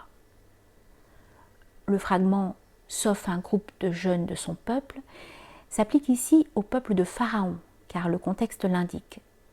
On rapporte aussi que cela renvoie à Moïse, mais la première hypothèse est la plus plausible, comme nous l'avons souligné dans notre exégèse. Les Coptes qui ont ajouté foi au message de Moïse ont tenu leur foi secrète par crainte de Pharaon et de sa tyrannie. Ils avaient aussi peur que les notables signaient leur rejet de leur ancienne religion à Pharaon, qui n'aurait pas manqué de tenter de les éloigner de leur nouvelle religion. Dieu dit en parlant de Pharaon, et il suffit comme témoin, « Pharaon fut certes orgueilleux sur terre, c'est-à-dire oppresseur, arrogant et insolent, et il fut du nombre des extravagants, dans toutes ses affaires et ses états, mais il était un fruit pourri qu'il fallait arracher et une âme maudite dont il fallait débarrasser le monde. » Moïse a dit ensuite, « Ô mon peuple, si vous croyez en Dieu, placez votre confiance en lui si vous lui êtes soumis. » Et ils dirent, « En Dieu nous plaçons notre confiance. Ô notre Seigneur, ne fais pas de nous une cible pour les persécutions des injustes, et délivre-nous par ta miséricorde des gens négateurs. » Sourate 10, versets 84 à 86. Moïse demanda aux enfants d'Israël de placer leur confiance en Dieu, de solliciter son soutien et de se tourner vers lui. Ils le firent, et Dieu leur aménagea alors une issue et les délivra. Et nous révélâmes à Moïse et à son frère, « Prenez pour votre peuple des maisons en Égypte, faites de vos maisons un lieu de prière, et soyez assidus dans la prière, et faites la bonne annonce aux croyants. » Sourate 10, verset 87. Dieu révéla à Moïse et à Aaron, sur eux le salut, de prendre pour leur peuple des maisons distinctes de celles des Coptes, afin qu'ils soient prêts à partir lorsque l'ordre leur en sera donné, et afin que chacun puisse reconnaître la maison de l'autre. Dieu dit, « Faites de vos maisons un lieu de prière. » Sourate 10, verset 87. C'est-à-dire, selon certains, des mosquées, des lieux de prosternation, ou, selon notamment Mujahid, Abu Malik, Ibrahim al-Nakhi, Al-Rabi, Al-Bahak, Zaïd ibn Aslam et son fils Abdurrahman, des lieux où ils prieraient assidûment. Le sens serait alors chercher le soutien dans la constance, dans la prière, contre le mal, la difficulté et la gêne. Dieu dit à ce sujet, « Et chercher secours dans l'endurance et la prière. Certes, la prière est une lourde obligation, sauf pour les humbles. Sourate 2, verset 45. Dans cette optique, on rapporte que lorsque l'envoyé de Dieu, sur lui la grâce et la paix, avait un souci, il se réfugiait dans la prière. On rapporte également que les enfants d'Israël ne pouvaient pas en ce temps-là manifester leur foi et leur culte dans leur société et dans leur lieu de culte. Il leur fut alors ordonné de prier dans leur demeure pour compenser leur incapacité à le faire publiquement, par crainte de Pharaon et de ses soldats. Mais le premier sens est le plus fort en vertu de ce verset, et fait la bonne annonce aux croyants, même s'il ne contredit pas le second, et Dieu est plus savant. Saïd ibn Jubayr a dit au sujet de cet ordre « Faites de vos maisons un lieu de prière », c'est-à-dire des maisons se faisant face les unes aux autres.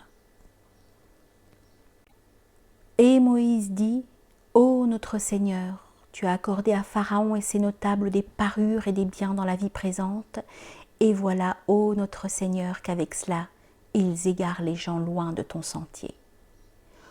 Ô notre Seigneur, anéantis leurs biens et endurcis leur cœur, afin qu'ils ne croient pas jusqu'à ce qu'ils aient vu le châtiment douloureux. Il dit, votre prière est exaucée, restez tous deux sur le chemin droit et ne suivez point le sentier de ceux qui ne savent pas. Sourate 10, versets 88 et 89. C'est là une invocation intense que Moïse adressa à son Seigneur, à l'encontre de Pharaon qui avait refusé la vérité claire, tant matérielle que morale. Les arguments pourtant convaincants ne faisaient qu'éloigner les gens de la voie de Dieu, qui faisait sans cesse preuve d'obstination, d'arrogance et de rébellion. Ô notre Seigneur, tu as accordé à Pharaon et ses notables. Par notables, il convient d'entendre les Coptes et tous ceux qui se conformaient à la religion de Pharaon. Des parures et des biens dans la vie présente, et voilà, ô notre Seigneur, qu'avec cela ils égarent les gens loin de ton sentier. C'est-à-dire que cela ne peut abuser que les ignorants qui accordent beaucoup d'importance à ce bas monde, en les poussant à penser que Pharaon et les notables sont sur la bonne voie, eu égard aux biens qu'ils possèdent, aux vêtements somptueux, aux attelages riches et confortables, aux palais et résidences luxueux, aux mets succulents et variés, à leurs aspects agréables, enfin à leur pouvoir, leur puissance et leur noblesse. Ô notre Seigneur, anéantis leurs biens. Ibn Abbas et Mujahid ont dit, c'est-à-dire ne leur laisse rien. De leur côté, Abu al-Aliya, Al-Rabi' ibn Anas et Al-Bahak ont dit transforme-les en pierre. Qatada a dit pour sa part on rapporte que leurs cultures sont devenues des pierres. Quant à Muhammad ibn Ka'b, il a dit leur sucre est devenu de la pierre. Il a dit aussi tous leurs biens sont devenus de la pierre. Et Dieu dit et endurcis leur cœur afin qu'ils ne croient pas jusqu'à ce qu'ils aient vu le châtiment douloureux. Ibn Abbas a interprété ces paroles par « mets un sceau sur leur cœur ». C'est là une invocation inspirée par la colère pour Dieu, sa religion et ses arguments. Et Dieu l'exauça comme il avait exaucé auparavant l'invocation de Noé contre son peuple, lorsqu'il avait dit « Seigneur, ne laisse sur la terre aucun infidèle. Si tu les laisses en vie, ils égareront tes serviteurs et n'engendreront que des pécheurs infidèles. » Sourate 71, versets 26 et 27. C'est pour cela que Dieu dit à Moïse et à son frère Aaron, qui avait approuvé l'invocation de Moïse, « Votre prière est exaucée. Restez tous deux sur le chemin droit et ne suivez point le sentier de ceux qui ne savent pas. » Sourate 10, verset 89. Les exégètes ainsi que les gens du livre ont dit que les enfants d'Israël avaient demandé à Pharaon l'autorisation de sortir dans le désert pour célébrer une de leurs fêtes, ce qu'il accepta à contre-cœur. Les Israélites avaient l'intention de quitter le pays et de ne plus y revenir. Les gens du livre ajoutent que Dieu ordonna aux enfants d'Israël de demander aux Égyptiens de leur prêter des bijoux.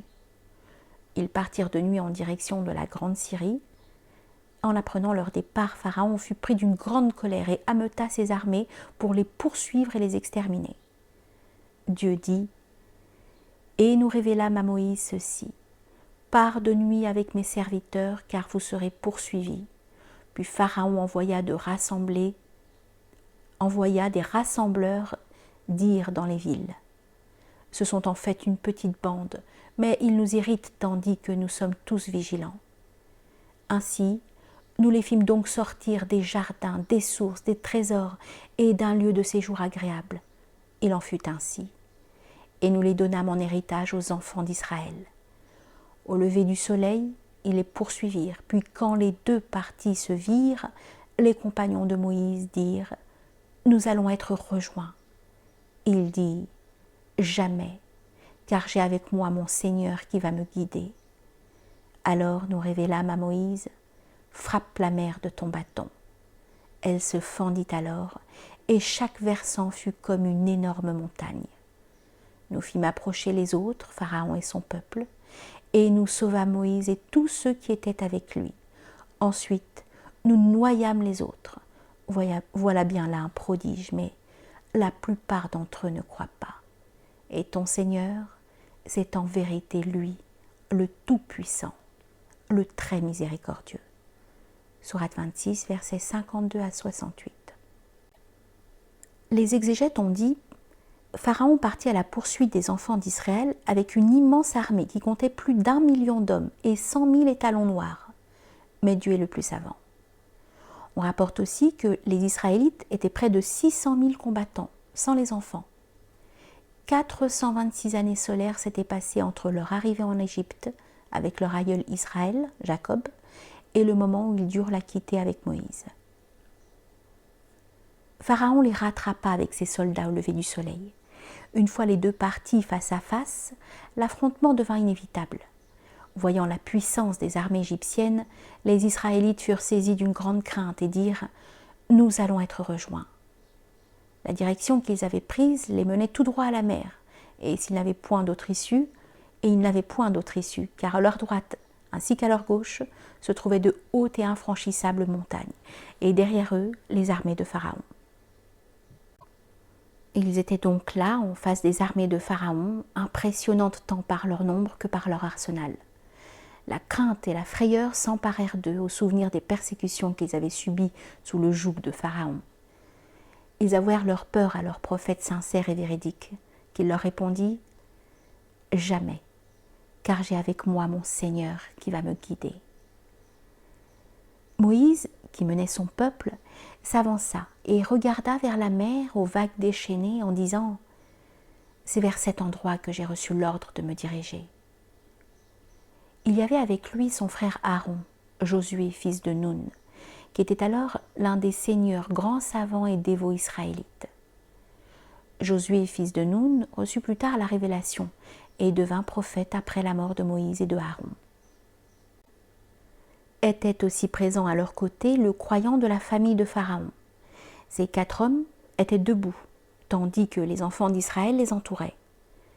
On rapporte que le croyant copte s'est mis à se lancer dans la mer avec son cheval pour vérifier s'il était possible de la traverser.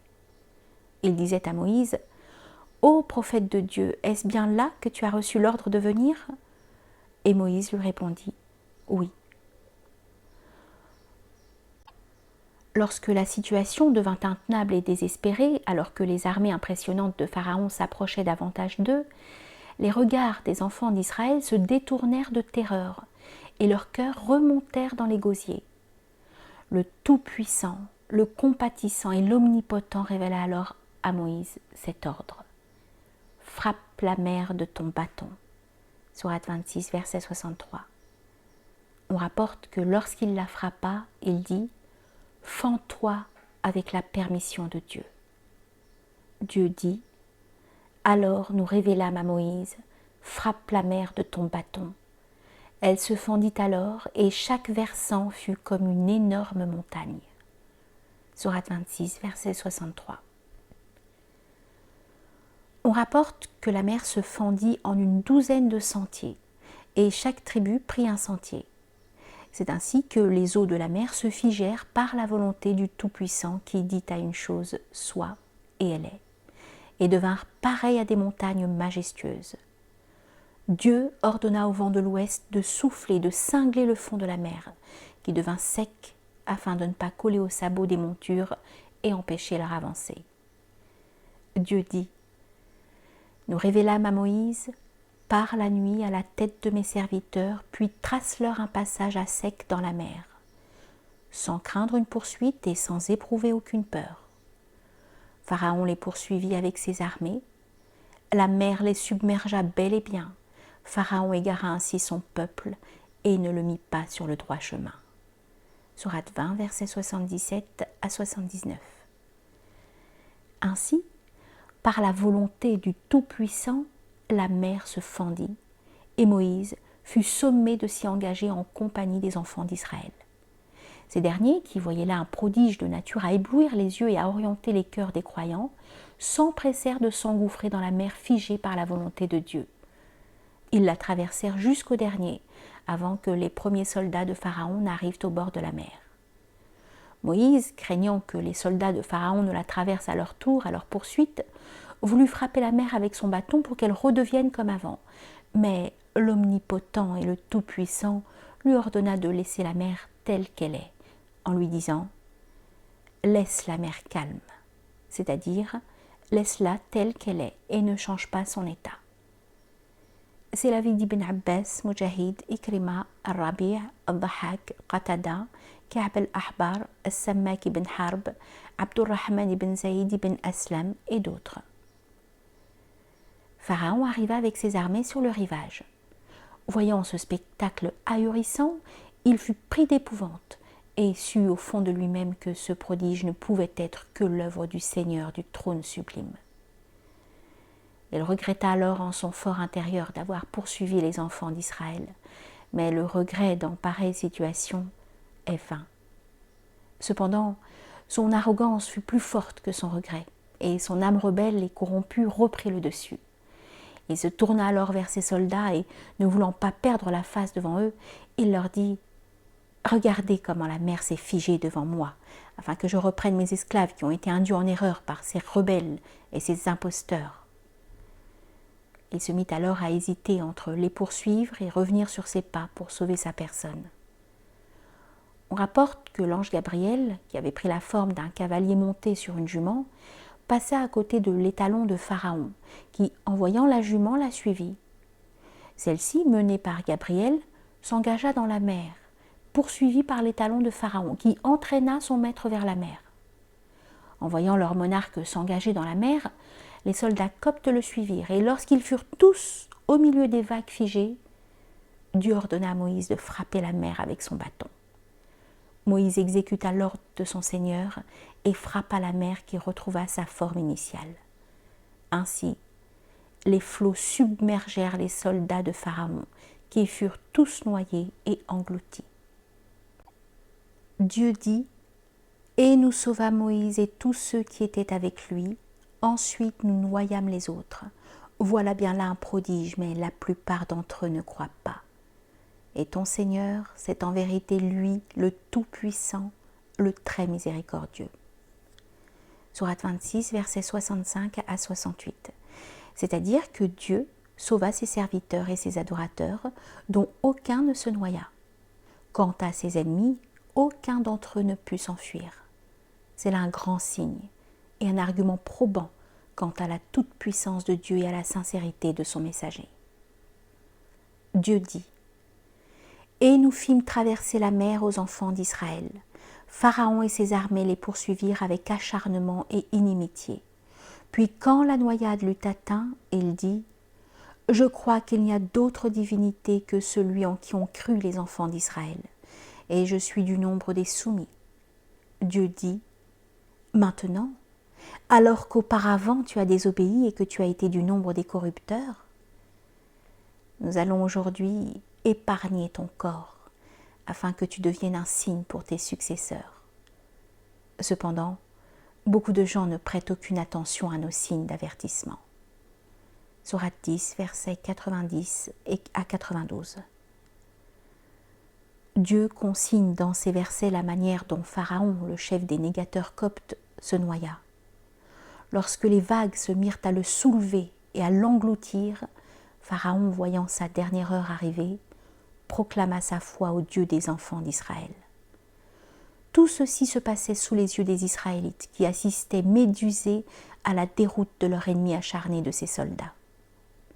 Pharaon annonça son repentir, à un moment où le repentir n'avait plus aucune valeur. À ce sujet, Dieu dit « Ceux contre qui la parole de ton Seigneur se réalisera ne croiront pas, même si tous les signes leur parviennent, jusqu'à ce qu'ils voient le châtiment douloureux. » Sourate 10, versets 96 et 97. Puis quand ils virent notre rigueur, ils dirent « Nous croyons en Dieu seul et nous renions ce que nous lui donnions comme associé. » Mais leur croyance, au moment où ils eurent constaté notre rigueur, ne leur profita point. Telle est la règle de Dieu envers ses serviteurs dans le passé, et c'est là que les négateurs se trouvent perdants. Sourate 40, versets 84 et 85. Moïse avait fait une invocation contre Pharaon et les notables afin que Dieu anéantisse leurs biens et endurcisse leur cœur, afin qu'ils ne croient pas jusqu'à ce qu'ils aient vu le châtiment douloureux. Sourate 10, verset 88. C'est-à-dire jusqu'à l'instant où la foi ne leur servirait plus à rien et qu'ils déploraient d'avoir renié la vérité. Dieu agréa l'invocation de Moïse et Aaron en leur disant « Votre prière est exaucée ». L'imam Ahmed a rapporté d'après Ibn Abbas, l'envoyé de Dieu sur lui la grâce et la paix a dit « Gabriel m'a dit, lorsque Pharaon dit « Je crois qu'il n'y a d'autre divinité que celui en qui ont cru les enfants d'Israël », je pris du limon noir et je lui en ai mis dans la bouche de peur que la miséricorde divine ne le touche. »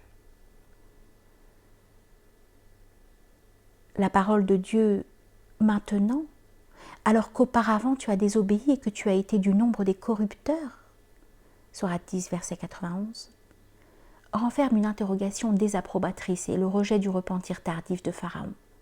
En effet, et Dieu est plus savant à ce sujet, si celui-ci était ramené à la vie, il renouerait avec sa conduite passée, comme le confirme Dieu au sujet des négateurs qui, en voyant le feu, disent « Hélas !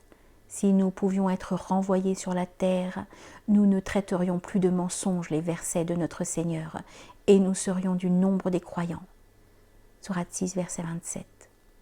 Mais non, voilà que leur apparaîtra ce qu'auparavant ils cachaient. Or, s'ils étaient rendus à la vie terrestre, ils reviendraient sûrement à ce qui leur était interdit. Ce sont vraiment des menteurs. Sourate 6, verset 28. Quant à ce que Dieu dit, nous allons aujourd'hui épargner ton corps afin que tu deviennes un signe à tes successeurs. Ibn Abbas ainsi que d'autres ont dit, certains Israélites avaient douté de la mort de Pharaon au point qu'ils dirent qu'il était immortel. Dieu ordonna alors à la mer de le soulever sur un monticule. On rapporte aussi que sa dépouille flotta à la surface de la mer. D'aucuns ont dit qu'il fut déposé sur un monticule de terre, tandis qu'il avait sur lui sa cotte de mailles qu'il connaissait, afin qu'il puisse s'assurer de sa mort et reconnaître la puissance de Dieu et sa capacité à défaire Pharaon. C'est pour cela que Dieu dit « Nous allons aujourd'hui épargner ton corps », c'est-à-dire couvert de la cotte de mailles avec laquelle on t'identifie, afin que tu deviennes un signe à tes successeurs, c'est-à-dire aux enfants d'Israël, afin qu'ils aient une preuve de la toute-puissance de Dieu. Pharaon et ses soldats périrent le jour de Hashura. L'imam al-Bukhari a rapporté dans son Sahih d'après Ibn Abbas, lorsque le prophète arriva à Médine, sur lui la paix et le salut, les Juifs jeûnaient le jour de Hashura. On lui dit, c'est en ce jour que Dieu a donné la victoire à Moïse sur Pharaon. Il répondit, vous avez plus de droit sur Moïse qu'eux. Jeûnez donc. Les enfants d'Israël après la mort de Pharaon. Dieu dit, alors nous nous sommes vengés d'eux. Nous les avons noyés dans les flots parce qu'ils traitaient de mensonges nos signes et n'y prêtaient aucune attention. Et les gens qui étaient opprimés, nous les avons fait hériter les contrées orientales et occidentales de la terre que nous avons bénie. Et la très belle promesse de ton Seigneur sur les enfants d'Israël s'accomplit pour prix de leur endurance. Et nous avons détruit ce que faisait Pharaon et son peuple, ainsi que ce qu'ils construisaient. Et nous avons fait traverser la mer aux enfants d'Israël. Ils passèrent auprès d'un peuple attaché à ses idoles et dirent « Ô Moïse, désigne-nous une divinité semblable à leur Dieu. Il dit, vous êtes certes des gens ignorants. Le culte auquel cela s'adonne est caduc, et tout ce qu'ils font est nul et sans valeur. Il dit, chercherai-je pour vous une autre divinité que Dieu, alors que c'est lui qui vous a préféré à toutes les créatures? Rappelez-vous le moment où nous vous sauvâmes des gens de Pharaon, qui vous infligeaient le pire châtiment. Ils massacraient vos fils et laissaient vivre vos femmes. C'était là une terrible épreuve de la part de votre Seigneur. Sourate 7, versets 136 à 141. Dieu, par sa volonté, fit engloutir Pharaon et ses soldats, et il les déposséda du pouvoir, des biens et de la vie, faisant hériter les enfants d'Israël de tous leurs biens et possessions, conformément à cette autre parole divine. Il en fut ainsi, et nous les donnâmes en héritage aux enfants d'Israël. Sourate 26, verset 59. Mais nous voulions favoriser ceux qui avaient été faibles sur terre, et en faire des dirigeants et en faire les héritiers. Sourate 28, verset 5. Dans le verset 137 de la sourate 7, Dieu dit qu'il fit périr Pharaon, les notables, les princes et les armées. Il leur enleva la puissance et la dignité qu'ils avaient en ce bas monde en exterminant cette élite pour ne laisser en Égypte que la masse du peuple. Les gens du livre rapportent que lorsque les enfants d'Israël furent sommés de sortir d'Égypte, Dieu a fait de ce mois le premier des mois de l'année. Ce mois est appelé chez eux le mois de Pâques. On rapporte en outre que lorsqu'ils quittèrent l'Égypte, les enfants d'Israël emportèrent avec eux le sarcophage de Joseph. Lorsqu'ils marchaient le jour, un nuage les précédait avec une colonne de lumière à l'intérieur, et la nuit, une colonne de feu. Arrivés au rivage de la mer, ils s'arrêtèrent. C'est alors qu'ils furent rejoints par Pharaon et ses soldats. En les voyant, beaucoup d'Israélites furent pris de frayeur, et certains d'entre eux dirent même « Si nous étions restés en Égypte, nous n'en serions pas là, à la merci des Égyptiens. » Moïse leur dit « N'ayez pas peur, Pharaon et ses soldats ne reviendront plus dans leur pays. » Les gens du livre ajoutent que Dieu ordonna alors à Moïse, sur lui le salut, de frapper la mer avec son bâton et que celle-ci se divisa afin que les enfants d'Israël puissent marcher à sec au milieu de la mer. La mer se fendit en deux parties, telles deux hautes montagnes, et le milieu devint sec sous l'effet du vent chaud que Dieu a fait souffler. Les enfants d'Israël traversèrent donc la mer, et Pharaon et ses soldats les suivirent. Lorsque ces derniers furent au milieu de la mer, Dieu ordonna à Moïse de frapper de nouveau la mer avec son bâton, ce qu'il fit. Et la mer retomba sur les Égyptiens. Les gens du livre ajoutent que lorsque les enfants d'Israël passèrent la mer et se dirigèrent vers la Grande Syrie, ils restèrent 3 jours sans trouver d'eau à boire. Les gens murmurèrent alors contre Moïse. Ils trouvèrent certes de l'eau, mais elle était salée. Dieu ordonna alors à Moïse de prendre un bois et de le jeter dans l'eau saumâtre qui devint douce. Ils se désaltérèrent alors et assouvirent leur soif. Dieu donna alors à Moïse des préceptes et des ordonnances et lui fit beaucoup de recommandations. Dieu dit dans son livre saint qui a abrogé tous les autres livres « Et nous avons fait traverser la mer aux enfants d'Israël. Ils passèrent auprès d'un peuple attaché à ses idoles et dirent « Ô Moïse, désigne-nous une divinité semblable à leur Dieu. » Il dit « Vous êtes certes des gens ignorants. Le culte auquel cela s'adonne est caduc, et tout ce qu'ils font est nul et sans valeur. » Sourate 7, verset 138. Ils ont proféré ces paroles qui dénotent leur ignorance et leur égarement alors qu'ils venaient de voir de leurs propres yeux les signes de la toute-puissance de Dieu, qui confirment sans l'ombre d'un doute que leur messager est bien missionné par Dieu. En passant devant des gens adorant des idoles, en forme de vaches, dit-on, les fils d'Israël leur demandèrent pourquoi ils les adoraient. Ces gens prétendirent qu'elles pouvaient pour eux bien et mal, et qu'elles servaient d'intermédiaire entre eux et Dieu dans les moments difficiles. Certains Israélites ignorants les crurent et demandèrent à leur prophète de leur désigner des dieux pareils aux leurs. Celui-ci leur répondit en leur montrant dans quelle ignorance se trouvaient ces gens. « Le culte auquel cela s'adonne est caduc, et tout ce qu'ils font est nul et sans valeur. » Il leur rappela ensuite les bienfaits de Dieu qui les préféra au peuple de leur époque en leur octroyant la science, la loi, en leur envoyant un prophète, en les sauvant du joug de Pharaon, le tyran acharné qui fut anéanti sous leurs yeux, en les faisant hériter des biens et richesses de Pharaon et des notables.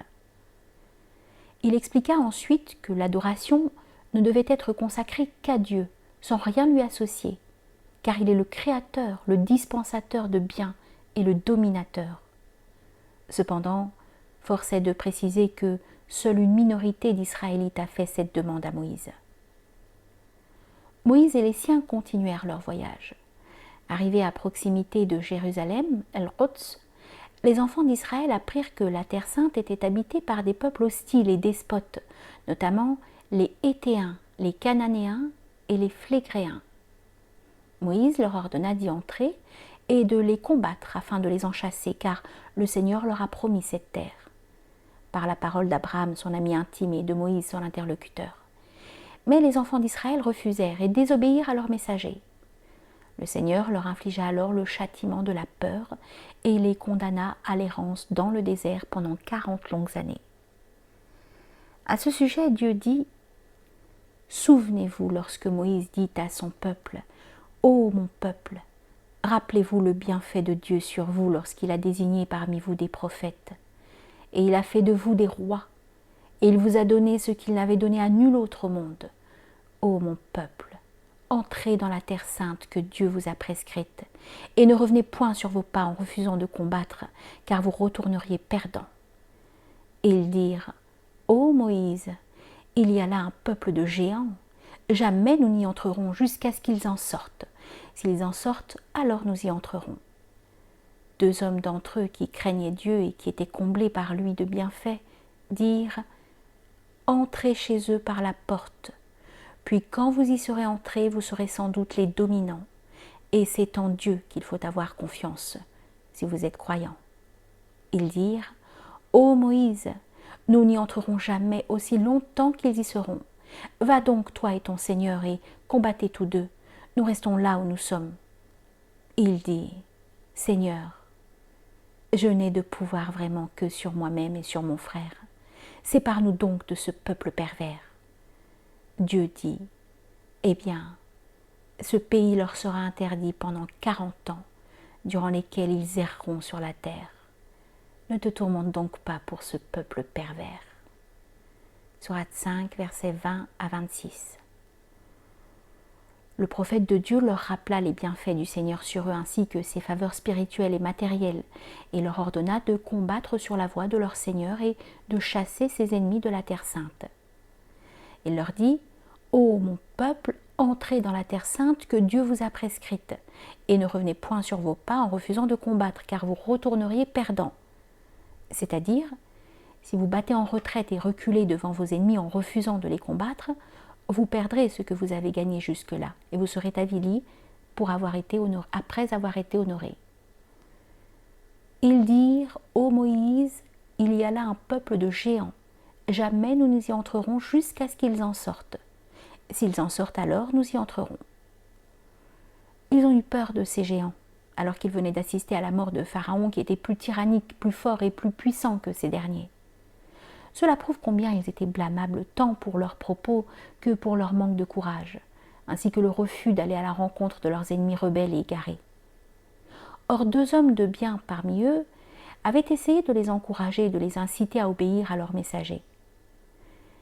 Ibn Abbas, Mujahid, Ikrima, Atiya, As-Suddi, Rabi' ibn Anas ainsi que d'autres ont rapporté qu'il s'agissait de Josué, fils de Noun, et de Caleb, fils de Yéphouné. 2 hommes d'entre eux qui craignaient Dieu et qui étaient comblés par lui de bienfaits, c'est-à-dire par les bienfaits de la soumission à Dieu, de la foi, de l'obéissance et du courage. Entrez chez eux par la porte, puis quand vous y serez entrés, vous serez sans doute les dominants, et c'est en Dieu qu'il faut avoir confiance si vous êtes croyants. C'est-à-dire, si vous placez votre confiance en Dieu et sollicitez son assistance, il vous fera triompher sur vos ennemis et vous accordera la victoire. Ils dirent « Moïse, nous n'y entrerons jamais aussi longtemps qu'ils y seront. Va donc toi et ton Seigneur et combattez tous deux. Nous restons là où nous sommes. » Les notables parmi les enfants d'Israël persistèrent donc dans le refus du combat, et le défaitisme et l'abattement s'emparèrent d'eux. On rapporte que lorsqu'ils entendirent ces propos, Josué et Caleb déchirèrent leurs vêtements, et que Moïse et Aaron se prosternèrent devant Dieu, indignés qu'ils étaient par l'énormité de telles paroles, craignant pour leur peuple les conséquences de telles paroles. Il dit « Seigneur, je n'ai de pouvoir vraiment que sur moi-même et sur mon frère. Sépare-nous donc de ce peuple pervers. » Ibn Abbas a dit, c'est-à-dire « Seigneur, juge entre nous et ce peuple. » Dieu dit « Eh bien, ce pays leur sera interdit pendant 40 ans durant lesquels ils erreront sur la terre. Ne te tourmente pas pour ce peuple pervers. » Ils furent punis pour leur refus d'obéir à leur messager par une errance continue dans le désert. On rapporte que personne de la génération qui fut condamnée à l'errance, en dehors de Josué et Caleb, sur eux le salut, ne survécut aux 40 ans d'errance. Seules les nouvelles générations purent y échapper. La condamnation des enfants d'Israël à errer dans le désert et des merveilles qu'ils y virent. Dieu dit « Ô enfants d'Israël, nous vous avons déjà délivrés de votre ennemi, et nous vous avons donné rendez-vous sur le flanc droit du mont, et nous avons fait descendre sur vous la manne et l'écaille. Mangez des bonnes choses que nous vous avons attribuées, et ne vous montrez pas ingrats, sinon ma colère s'abattra sur vous. Et celui sur qui ma colère s'abat va sûrement vers l'abîme. Et je suis grand pardonneur envers celui qui se repent, croit, fait bonne œuvre, puis se met sur le bon chemin. Sourate 20, versets 80 à 82. Dieu rappelle ses faveurs et ses bienfaits envers les enfants d'Israël qu'il a sauvés de leurs ennemis et libérés de la gêne et de l'oppression, et à qui il a envoyé son prophète avec ses lois sublimes et bénéfiques, aussi bien en ce bas monde que dans l'autre. En outre, il rappelle comment, dans leur longue pérégrination à travers le désert aride, il leur faisait descendre de la manne du ciel, qu'ils recueillaient le matin, prenant de quoi se nourrir jusqu'au lendemain. Ceux qui en gardaient après ce délai voyaient leur nourriture pourrir. Quant à ceux qui en prenaient une petite quantité, cela leur suffisait amplement.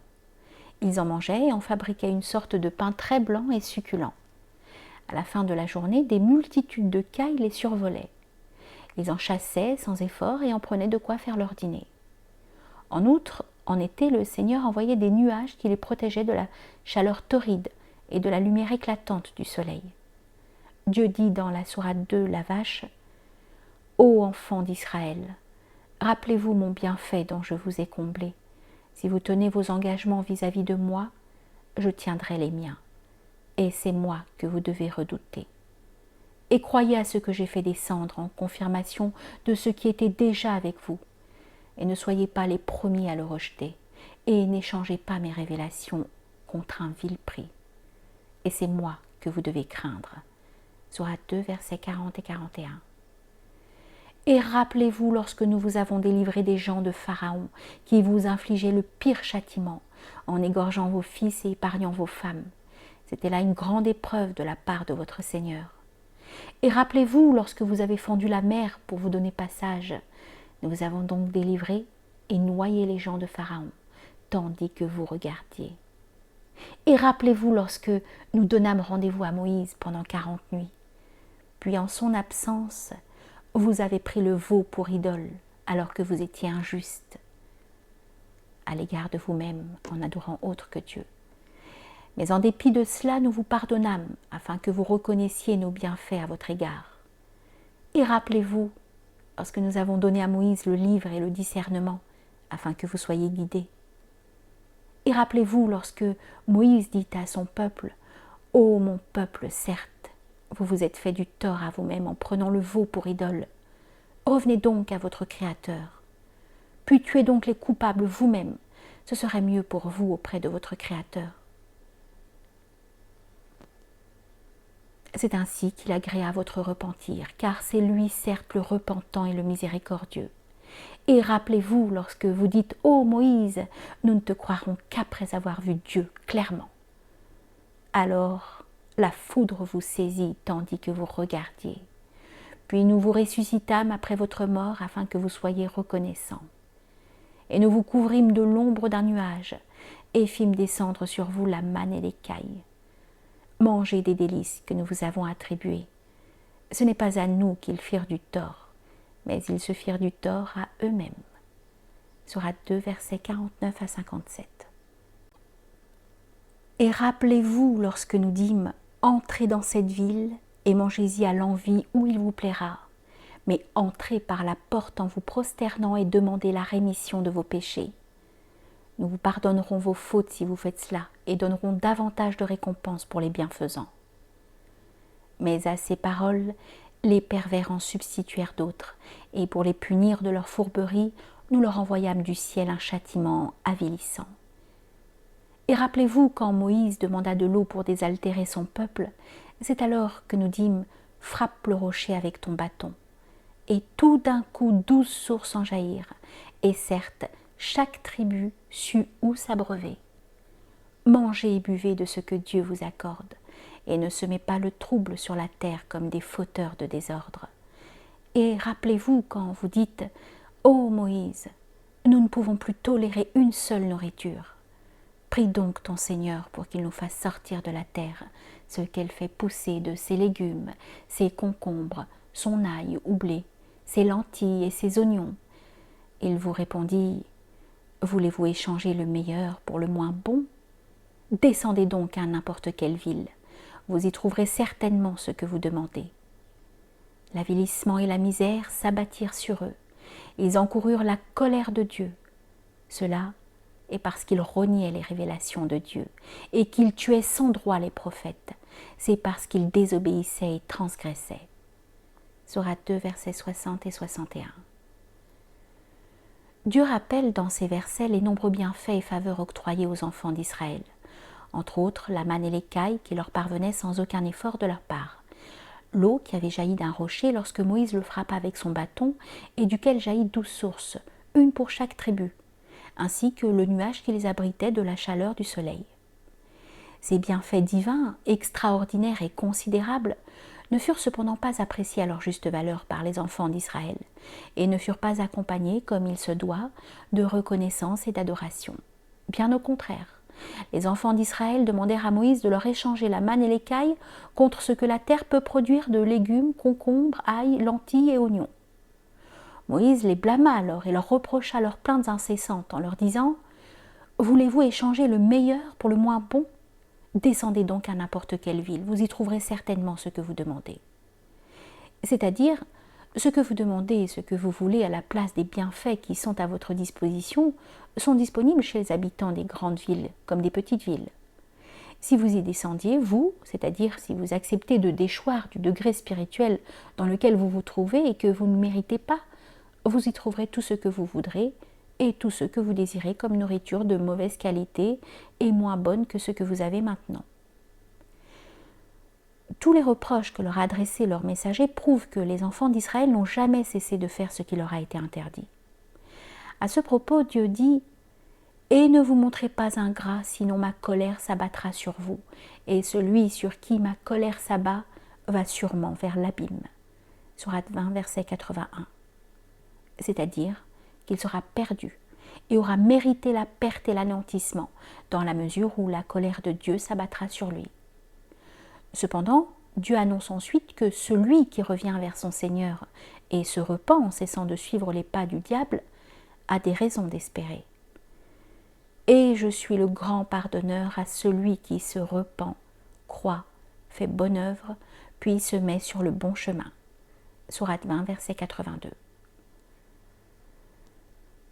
Les enfants d'Israël demandent à voir Dieu.